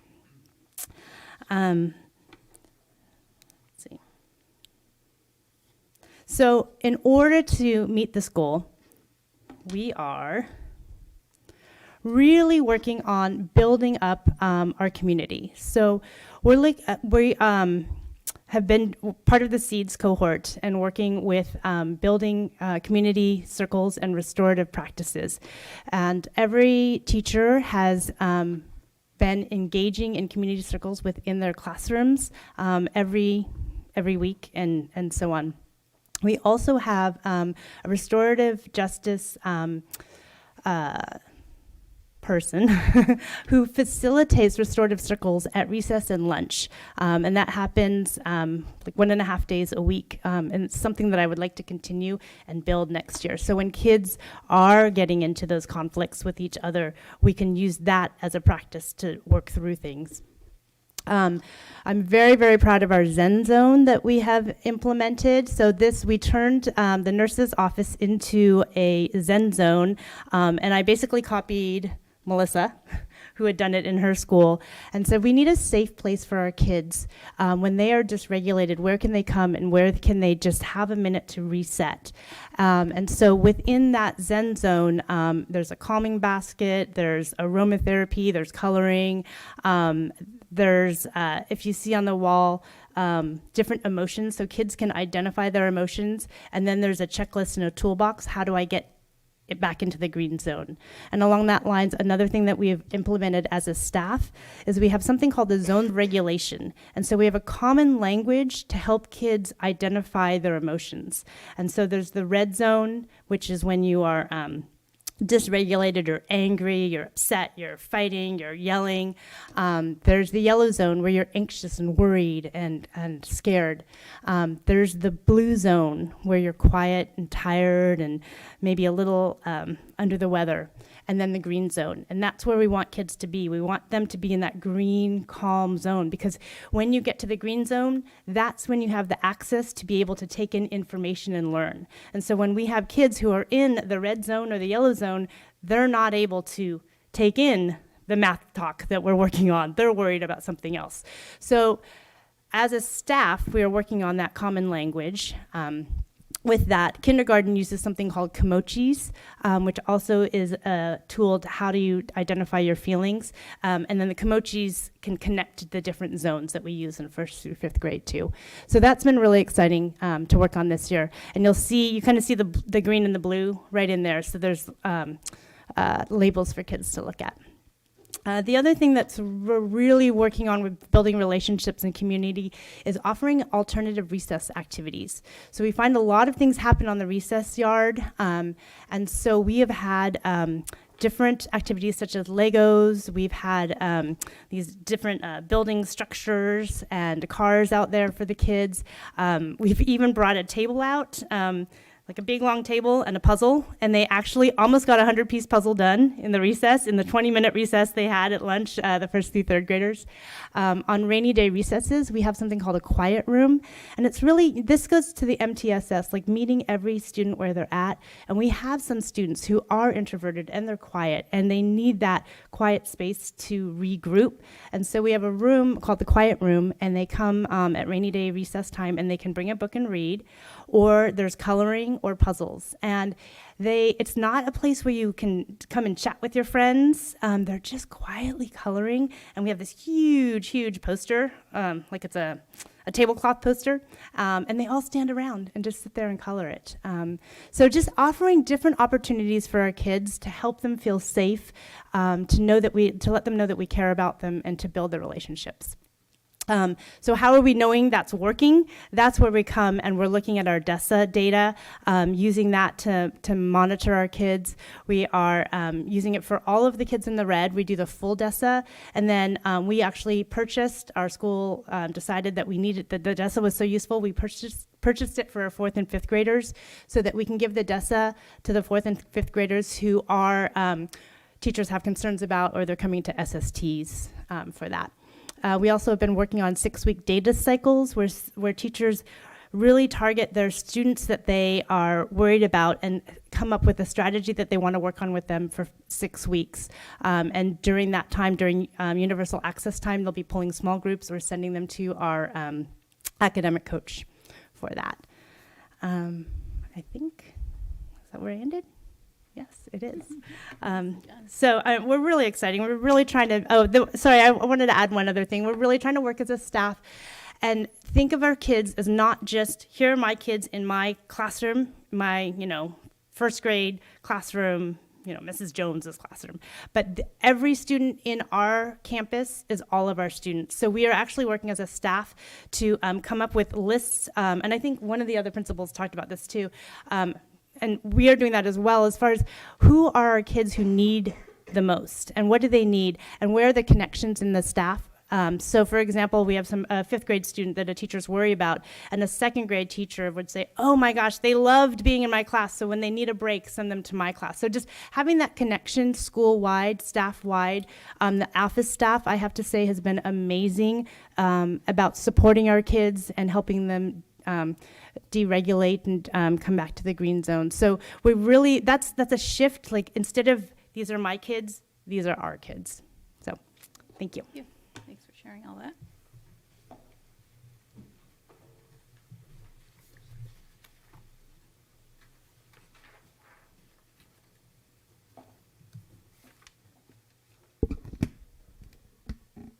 Good evening.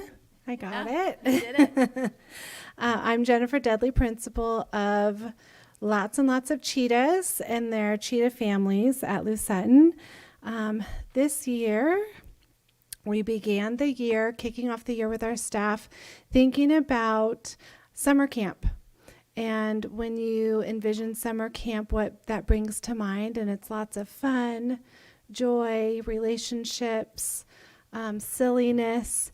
And so we tried to frame our thinking about the year based on that summer camp experience. And so if we had all of our learning take place in a fun environment, fun atmosphere, what would that look like? And so that was our really like our foundation to kick off the year. And we took the district Engage, Inspire, and Empower, and we turned it into, we Lou Suttonized it, and we turned that into joy, relationships, and independence. So that really is our foundation for the year.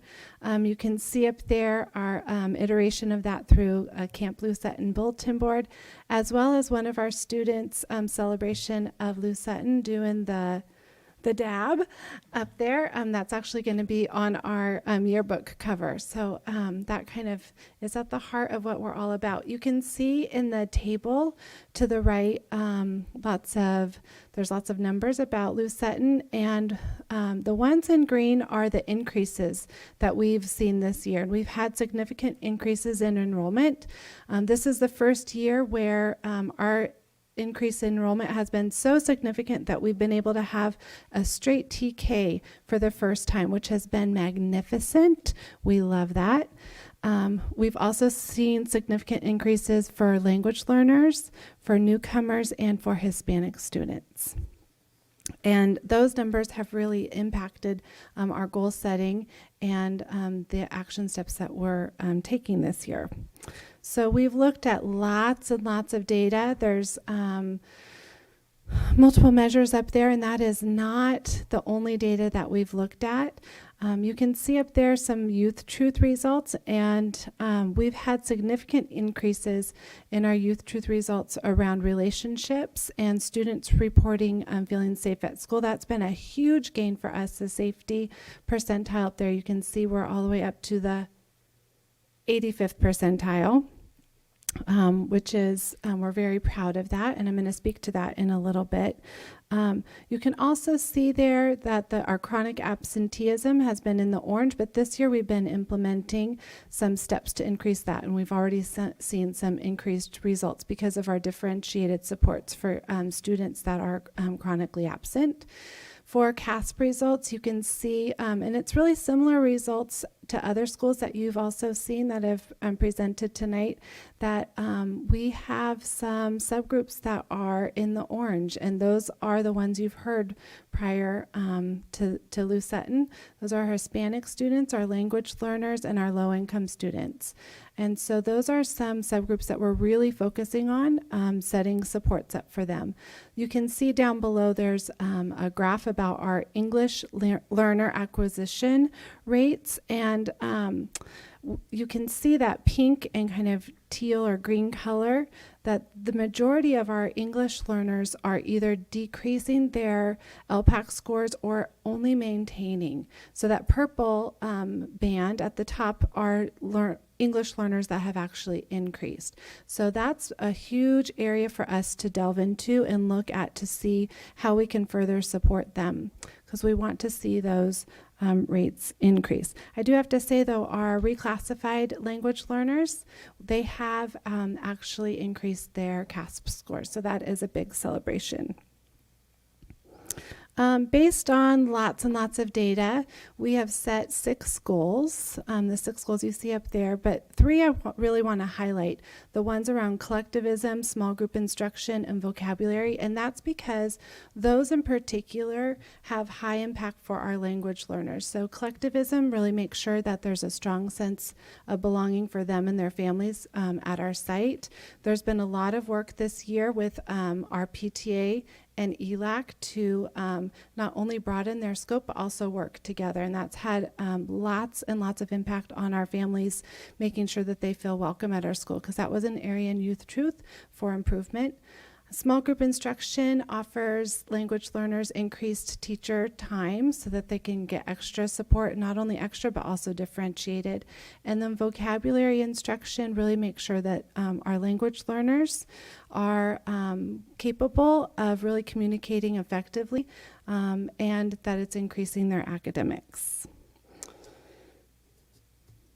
So this year, our staff meetings have been focused on the three cultures, the culture of caring, competence, and excellence. And we have really dived into each of these cultures every staff meeting, not only in doing research around or looking into research and evidence-based practices and doing collaboration with between grade levels and setting goals, but we've also done progress monitoring with our teachers. So every time we meet as a staff, we look at data and to track progress. And really this year we've focused on tighter cycle. So you heard Elizabeth talk about the cast being post-mortem, and so we really are wanting to look at those bigger results, but also how can we monitor progress more frequently. And so we have, we stole this from actually Hamilton, thank you, Steve. We are doing a condensed version of the Youth Truth more often, so we can check in on our students reporting on their independence level, their metacognition level, and their relationships. That way we can institute changes more often and more timely. We've also done metacognition walkthroughs to see how we're doing with those critical thinking question strategies. And with help of PBE, we're really looking at refining our ongoing data cycles. And I have to do a huge shout out to Data Matters because it's amazing and it's really been helping us. Yeah, woohoo! We've also had a lot of support, and I do have to say the alignment between our grant work and the district work has been really impactful. So we've had a lot of support with First School, and that's really supported the learning that we've been doing this year around PBE and MTSS. And First School has provided us a lot of really strong research around these three cultures, and it really helps to kind of further and deepen the work that we're learning about for PBE and MTSS. I also want to do another. I don't think I have it up there. We have instituted this year regarding the data cycles. We're doing safety nets. And those safety nets are another opportunity for us to do in-person meetings with teachers more often so that we can touch base about every single student that needs support, whether that's academic or social emotional support, so that we can make sure they're getting the interventions that they need and we can fill in any holes for them. And it's a really good opportunity for teachers to just feel heard. So that has been a huge, huge support and success for us at our school site. And that kind of leads into something I want to highlight for our grant this year. So our grant work really can be heard throughout all of the things I've previously spoke about. I'm going to just focus on in one area specifically that we've used our grant for this year, and that is Tier 2 social emotional support. So that has been a huge stress for our site, for our teachers, that we have certain students that need extra social emotional support. We've poured in lots and lots of resources to them, and they still need more. And so this year, the safety nets have been a part of that. We have funded 2 social emotional support teachers to give extra Tier 2 guidance to both teachers and students. And one of those positions is funded to do an after-school kind of enrichment/intervention group, and that is 1st through 5th grade. It's called Project Community, and during that time, students are working with the Komochi program, and also with the DESA. In the DESA, it's not only a survey, but it's also a resource for lots of different activities that support the different areas that come up in the survey. And then they also work in that group on giving back to the community. So it helps these students that may be struggling in certain areas socially or emotionally. It also helps them give them a sense of self-confidence and empowerment that they're giving to others. That position also helps run our No Bully Solution teams, and twice a month, this teacher that is in that position is funded to push into classrooms to provide extra Tier 2 support. The other position is recess support. That's a huge area of need as well. Our yard supervisors are amazing, but there is some one-on-one extra support that is needed with particular groups of students. So this position this teacher goes and meets with students who need extra support for that unstructured time. And they do goal setting. There's in-person coaching, live coaching right out at recess, and then some reflection time too. And that has been a huge success for us this year in conjunction with the safety net. So that's where we capture the students that need help, and then they're provided with this extra Tier 2 support. Thank you. Thank you. Oh, you do? Okay. Oh. Sorry. Could you explain a little bit more about metacognition walkthroughs? Who walks and exactly what's going on there? I walk. And they're quick little pop-ins to capture in a 5-minute time period the number of metacognition questions that I hear. And I go throughout the entire site, and then I average out the percentage of metacognition that I'm hearing at our school site. So we have been historically around 4% of the day asking metacognitive questions. And so that is just kind of a help to remind us how we're doing, and then also to see our progress over time. And also to capture good questions. So it's an opportunity for me, for teachers that may need some ideas of how to ask more metacognitive questions. I can capture those from other teachers and we can share those. Yeah.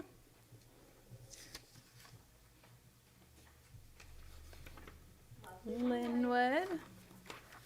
Good evening. I might need the timer because you know I love the mic, right? Hey.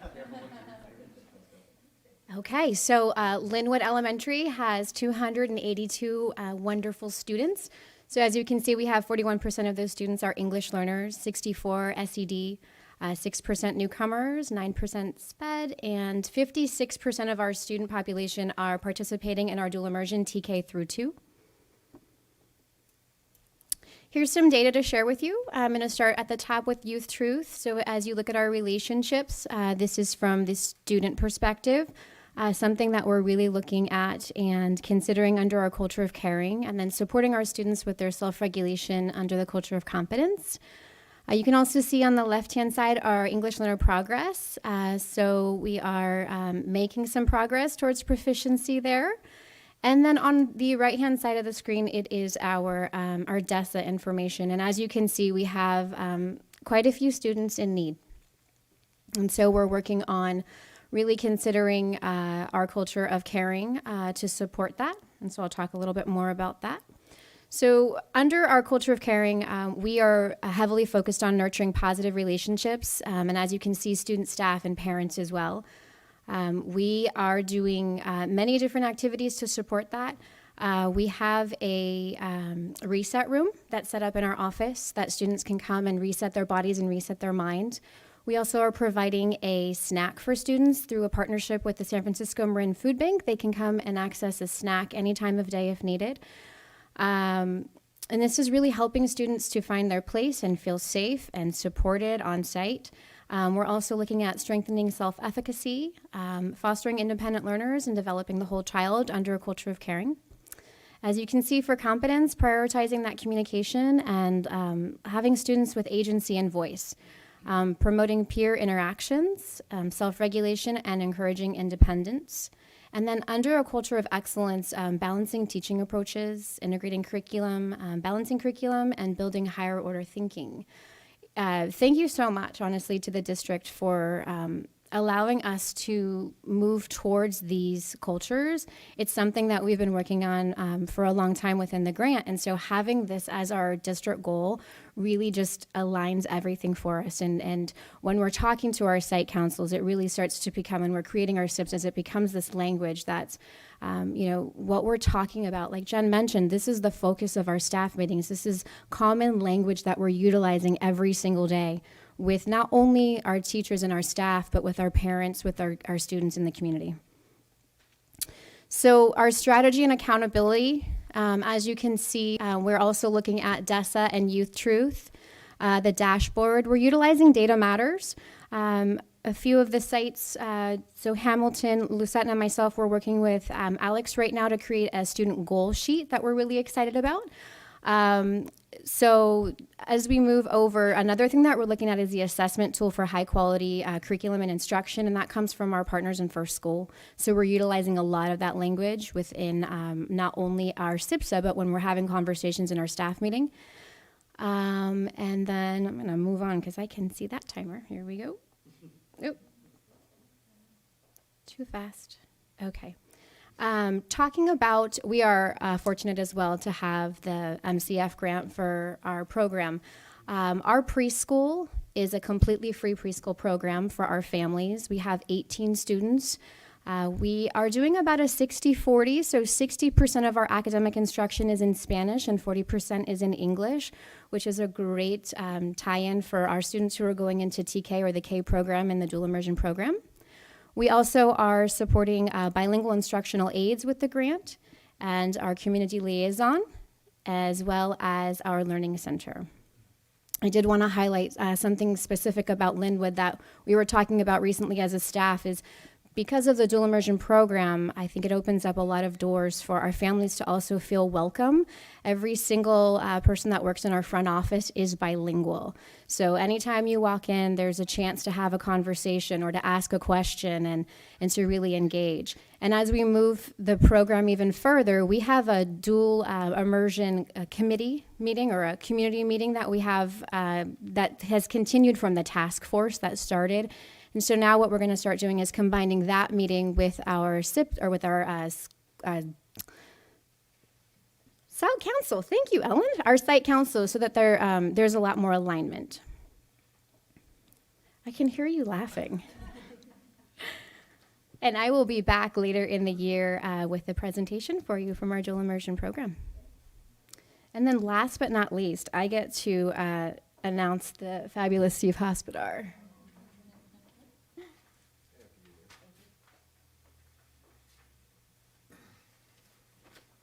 Hi, everybody.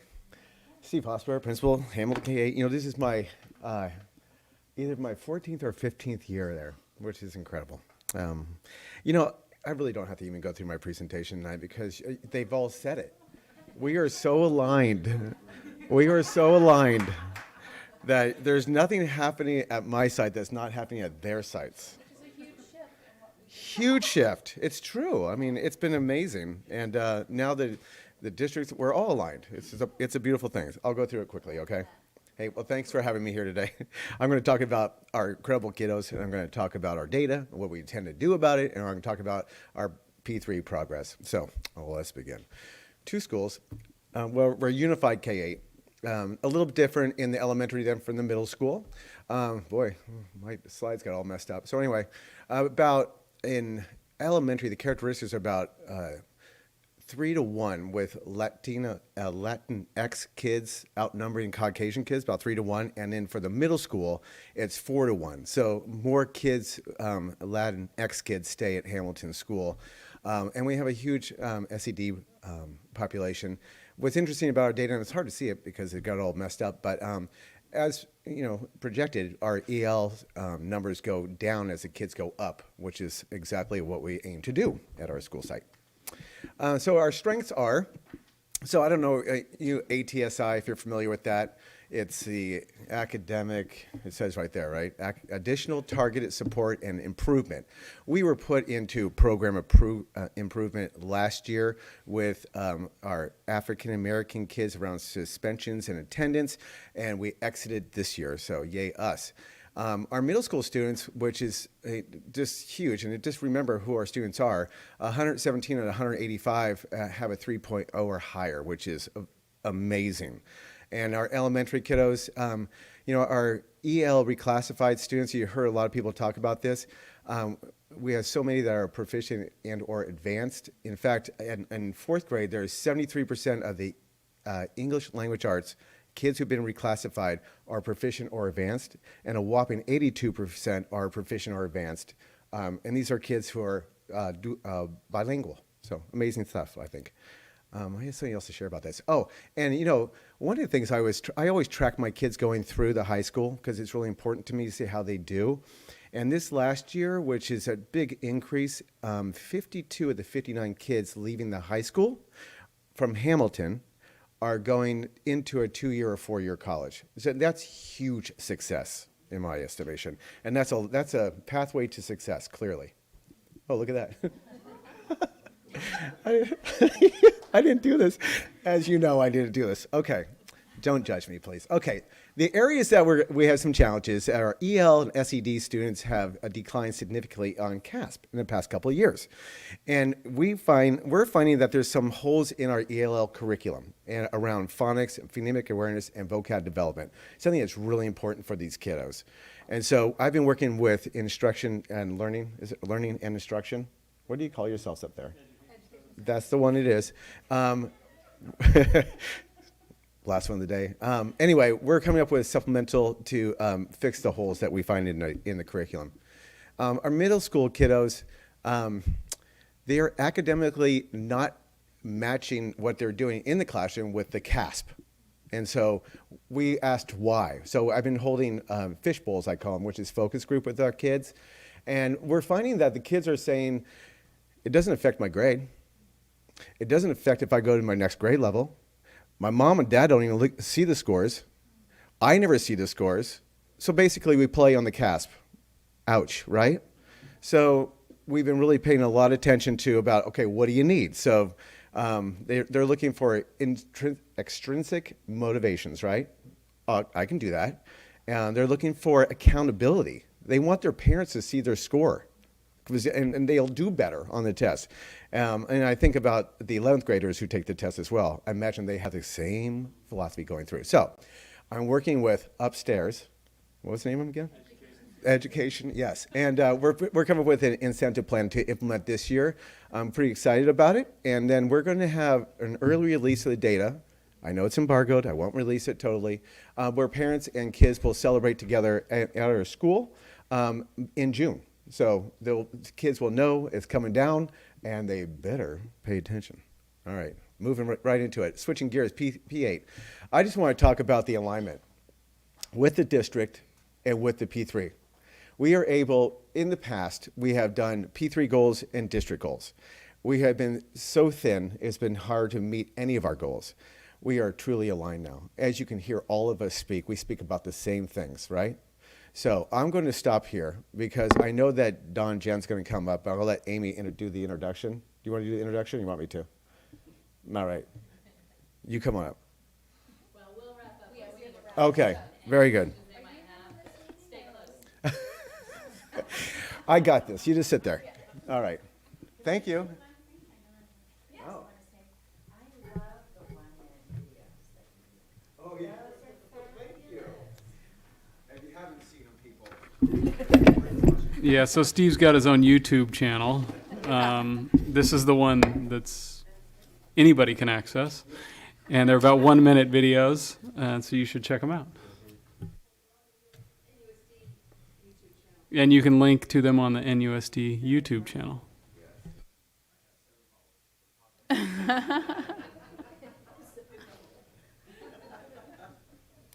All right. So did anybody have any other questions for the principals? Okay. So this is an action item. Get a straight answer out of that guy? Or? You should know by now. But I think we heard the common word, alignment is the common word, and that is a huge success for this district. Alignment and cohesion across the district is where we need to be, and we haven't been there quite in the past. We've sort of kind of dabbled in it, but I see it and I hear it more so than ever. And I think the curriculum instruction 3-year plan, keeping all doors open, is a huge step in the right direction as well. We haven't had that quite before. And so I see great things happening. And we're narrowing in our focus, you know, obviously with the 3 goals, that's a huge step in the right direction. So do you want to add anything, Chris? Yeah, if I could just add, what you're hearing alignment within and across our schools, but you're also hearing alignment with what we're doing at our schools and the great work that P3, that we're doing in P3 or P8. And so that's, I think, the secret sauce that really keeps things moving is that there's less tension in the system because we don't have those district goals and the P3 goals. There's that coming together of P3 and the district to achieve the best outcomes for our kids. So that alignment is critically important. We'll hear a little bit more about that, I'm sure, momentarily. Just tease it a little bit. So trustees, we have to approve the plans, the 1920 school site plans. So would anybody like to make a motion? First of all, I want to thank everyone for coming tonight and presenting your plans and your PowerPoint presentations. It's important to get up and to tell us and the public what you guys are doing on your sites and who's involved and what's happening, and appreciate follow-up comments being said. So I'm more than happy to make a motion to accept tonight's single site plans. Okay, thank you. I'll second. All right. So we have a first by trustee Nell, a second by trustee Mack. All those in favor? 4-0. 3 absent, just barely.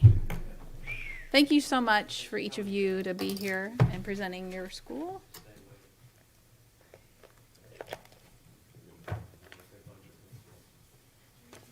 All right, moving on to our next discussion action item. And Amy's going to do the intro? Or?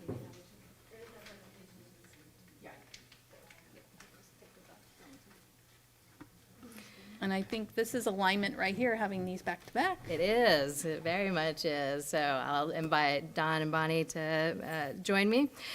So I think the story that we've really been trying to tell tonight is the alignment, is everyone rowing in the same direction for the same common goals. We're incredibly proud of that, and you'll see reflections of that next time we meet when you see the single plans for secondary. As Chris said, you know, what we've accomplished and the gains that we've achieved really couldn't be possible without the Marin Community Foundation support. They've really been our partners over the last 10 years and really have laid the foundation for those core values that we're now taking vertically throughout our system. You've heard a lot from our principals about the incredible gains that we've seen around the culture of caring. We have seen a decrease in suspension, and we've seen an increase in attendance. But as Mary Jane Burke kind of pointed out at our P3 meeting in the spring, where we still have an opportunity is really closing the achievement gap in math and English language arts. So as we're rolling into sort of a new decade of potential partnership with Marin Community Foundation, that's really where our focus is and where we're thinking as a district. We really haven't had the impact on closing the achievement gap in 3 of our 4 schools. Loma Verde is an exception in that regard. And so that's an area of focus for us as a district, and that we are engaging with Marin Community Foundation and MCOE on thought partners around those academic outcomes. Don's met with us and really forecast for us that from the Marin Community Foundation perspective, what they're looking for is focus on high quality instruction, equity, and effective use of data. So over the course of, we started in the fall meeting with our P3 principals to really talk about how we could accomplish that, how we saw that best fitting for those schools and for our district going forward. So we've got some initial drafts of plans that we've kind of forecast with Don and things that we're going to be thinking about as the next funding cycle opens up. But I wanted to make sure that you had the opportunity to hear from Don, sort of the plans and some of the work that we've been doing together. So.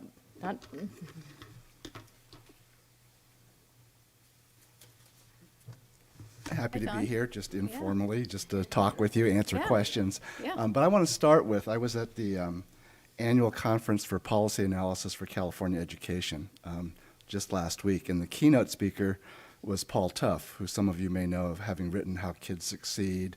His current book is The Years That Matter Most, How College Makes or Breaks Us. And it's really about, is college still a vehicle for social mobility? So it's a great topic to think about what the promise of college is on the other end of, what we're doing from pre-3. But one of his comments was, he mentioned metacognition and said that kids really begin to grasp that when they're in adolescence. And I'm thinking, wow, we're doing that at P3. And it's just kindergarten, pre-kindergarten kids are thinking about metacognition.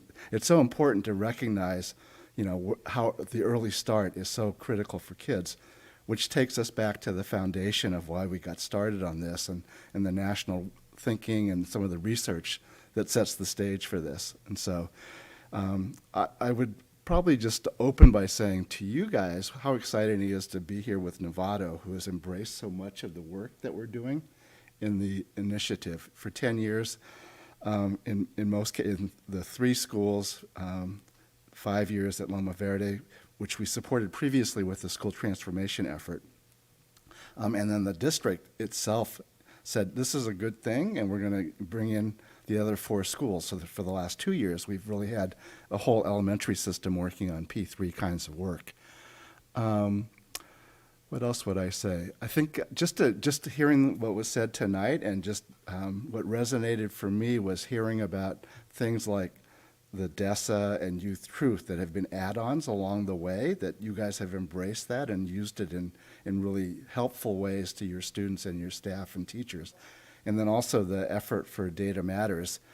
Clearly the administrators are very excited about what that does. We're engaged right now in an additional effort to try to understand through some interviews with teachers what would make it even a stronger tool for teachers that are really accessing the data and some teachers are using it more than others and trying to understand what will it take to have a whole staff being as excited about Data Matters as I heard your administrators or principals being about it tonight. So many things just are good connection points. The request for proposals for year 11 of this work, and we think of it as a little bit of as a transition year to get from the first 10 years to where we want to be down the road. I will be an advocate for how's the best way to continue this work. Probably above my pay grade to make that decision totally, but I'm excited about what the districts are doing with this support. So the application just opened and it's structured around thinking about 2 goals. One is what can we do better to close the achievement gap that Amy referenced. And the second is how can we be true to pre-K to 3 alignment as thought about in the national thinking and the fidelity to a model. And an important part of that is our partnership with the preschools. So just those are kind of the core things. The way we structured the questions for the achievement gap, really an acknowledgement of the alignment that you and others are already doing about how can we all be rowing in the same direction. We really have said, take a look at your school plans for student achievement and show how that relates to P3. So don't give us a separate plan. So I think that the opportunity for the sites to just draw on their existing or developing school plans is what we want to see, and how do we tie in more closely with you. And I think you've already heard evidence that that's going to be the case. Let me just stop there and see what questions you have, you or the staff, because I've gotten to meet with them a couple of times already, but always any opportunity to be clearer about where we're going is helpful. Yeah. Questions from the board? No? Yeah. I don't know if it's so much a question, but I'm really grateful to the Marine Community Foundation for stepping up. I can't remember if it was 10 or 14 years ago you guys changed your model, and education was a big focus of that, in particular public education, and the focus on P3, so obvious. I mean, that's where we really needed to look. So from my observation, I've seen us make a lot of progress. Closing the achievement gap, that's all of our goals, and I wonder where we would be if we hadn't had your support over the years,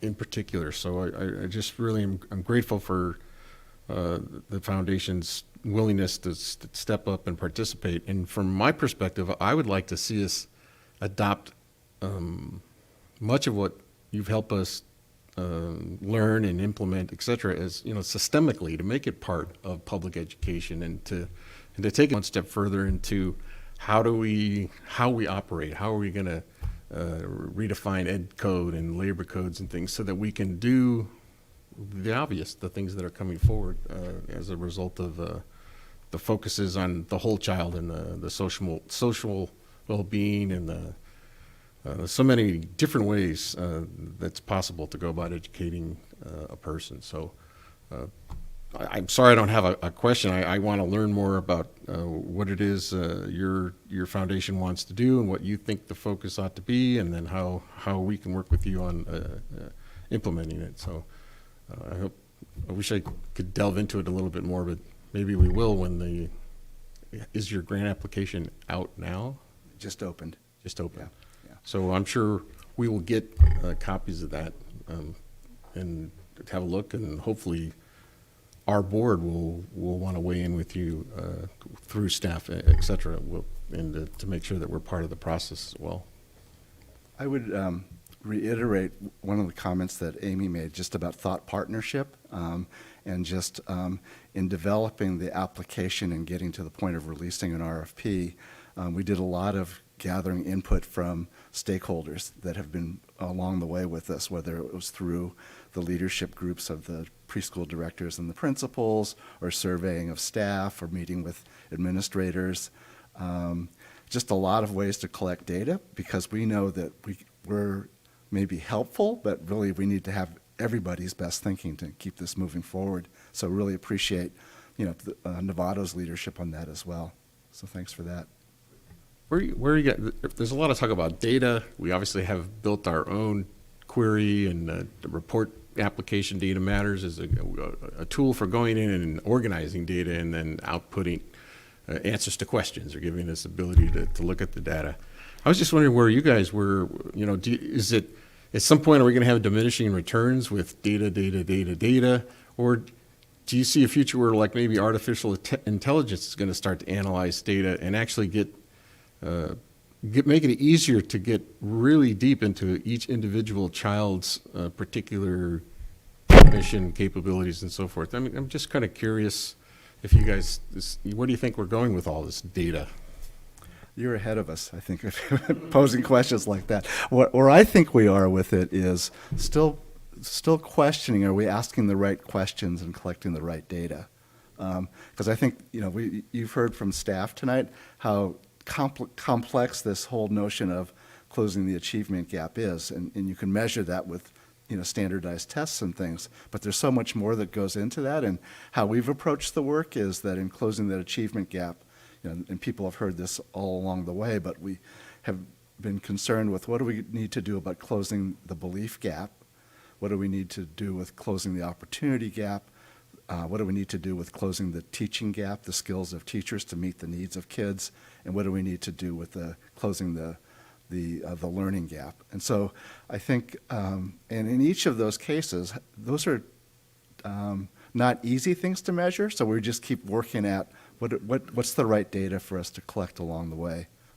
And I've really looked to you guys and your other partners in the county to think about what's the best way to collect this data and what's the right data to collect. I haven't heard belief gap. That's appreciate you bringing that up, but now that you mention it, it's an issue culturally with our community and all communities, that it can't be done. Do your best, but you can't close the gap. And I really resent that. And I really appreciate the efforts to continue to try to do things better. We did hear some things tonight about a lot of our kids in that Mr. Hospiter is following actually are succeeding after high school and so forth. And so I'm just glad you said that, because I don't want to be resentful. I want to be part of the solution. I want to convince people that we can do this. Thank you. I don't have too much more to add, just that although we haven't made much groundwork in closing the achievement gap and in general, I think the work that Marin Community Foundation and yourself has brought us much more looking at school culture and focusing on the school culture and making that shift has made a significant impact, and that is more important to me than we've made improvement in other areas as well, and you've just made a real shift in how we look at education. You've really contributed to that. We don't just look at the student academically; we look at the whole student, and we didn't do that prior to your partnership with us. So, I thank you for that. Much appreciated. And I think I heard maybe it was Olive, like, why would kids want to come to this school? Right. And I think that's really, we want to create schools that, I want my kids or my grandkids now to be going to. And I think the success that we've had to do some of that is just a nice marker for all of us. Right. You guys aren't going to fund zip lines, are you? As long as we teach the mathematics, the physics. Who gets the first right? Do I follow Chris down the line here? I'll follow you. You want to add something? Or?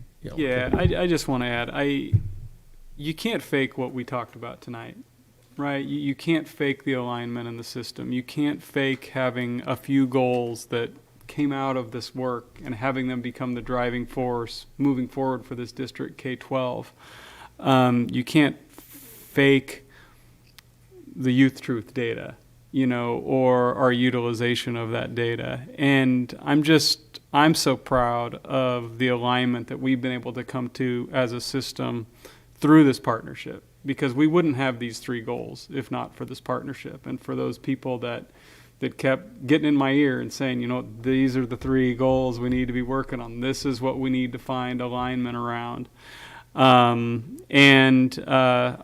proud of our school leaders for making this happen. I'm proud of our partners for continuing to remind us that we need to stay focused on these goals, and giving us the tools and the resources to not just implement it, but to assess it and see that where we're achieving and where we're coming up short, because both of those are equally important if we're going to keep moving forward. So I just can't say enough good about the partnership, and I look forward to P3 2.0.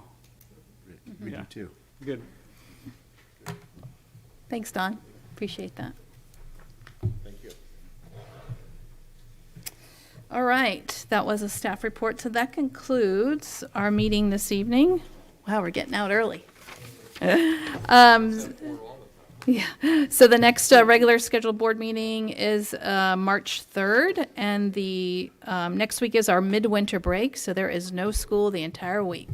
This meeting's adjourned.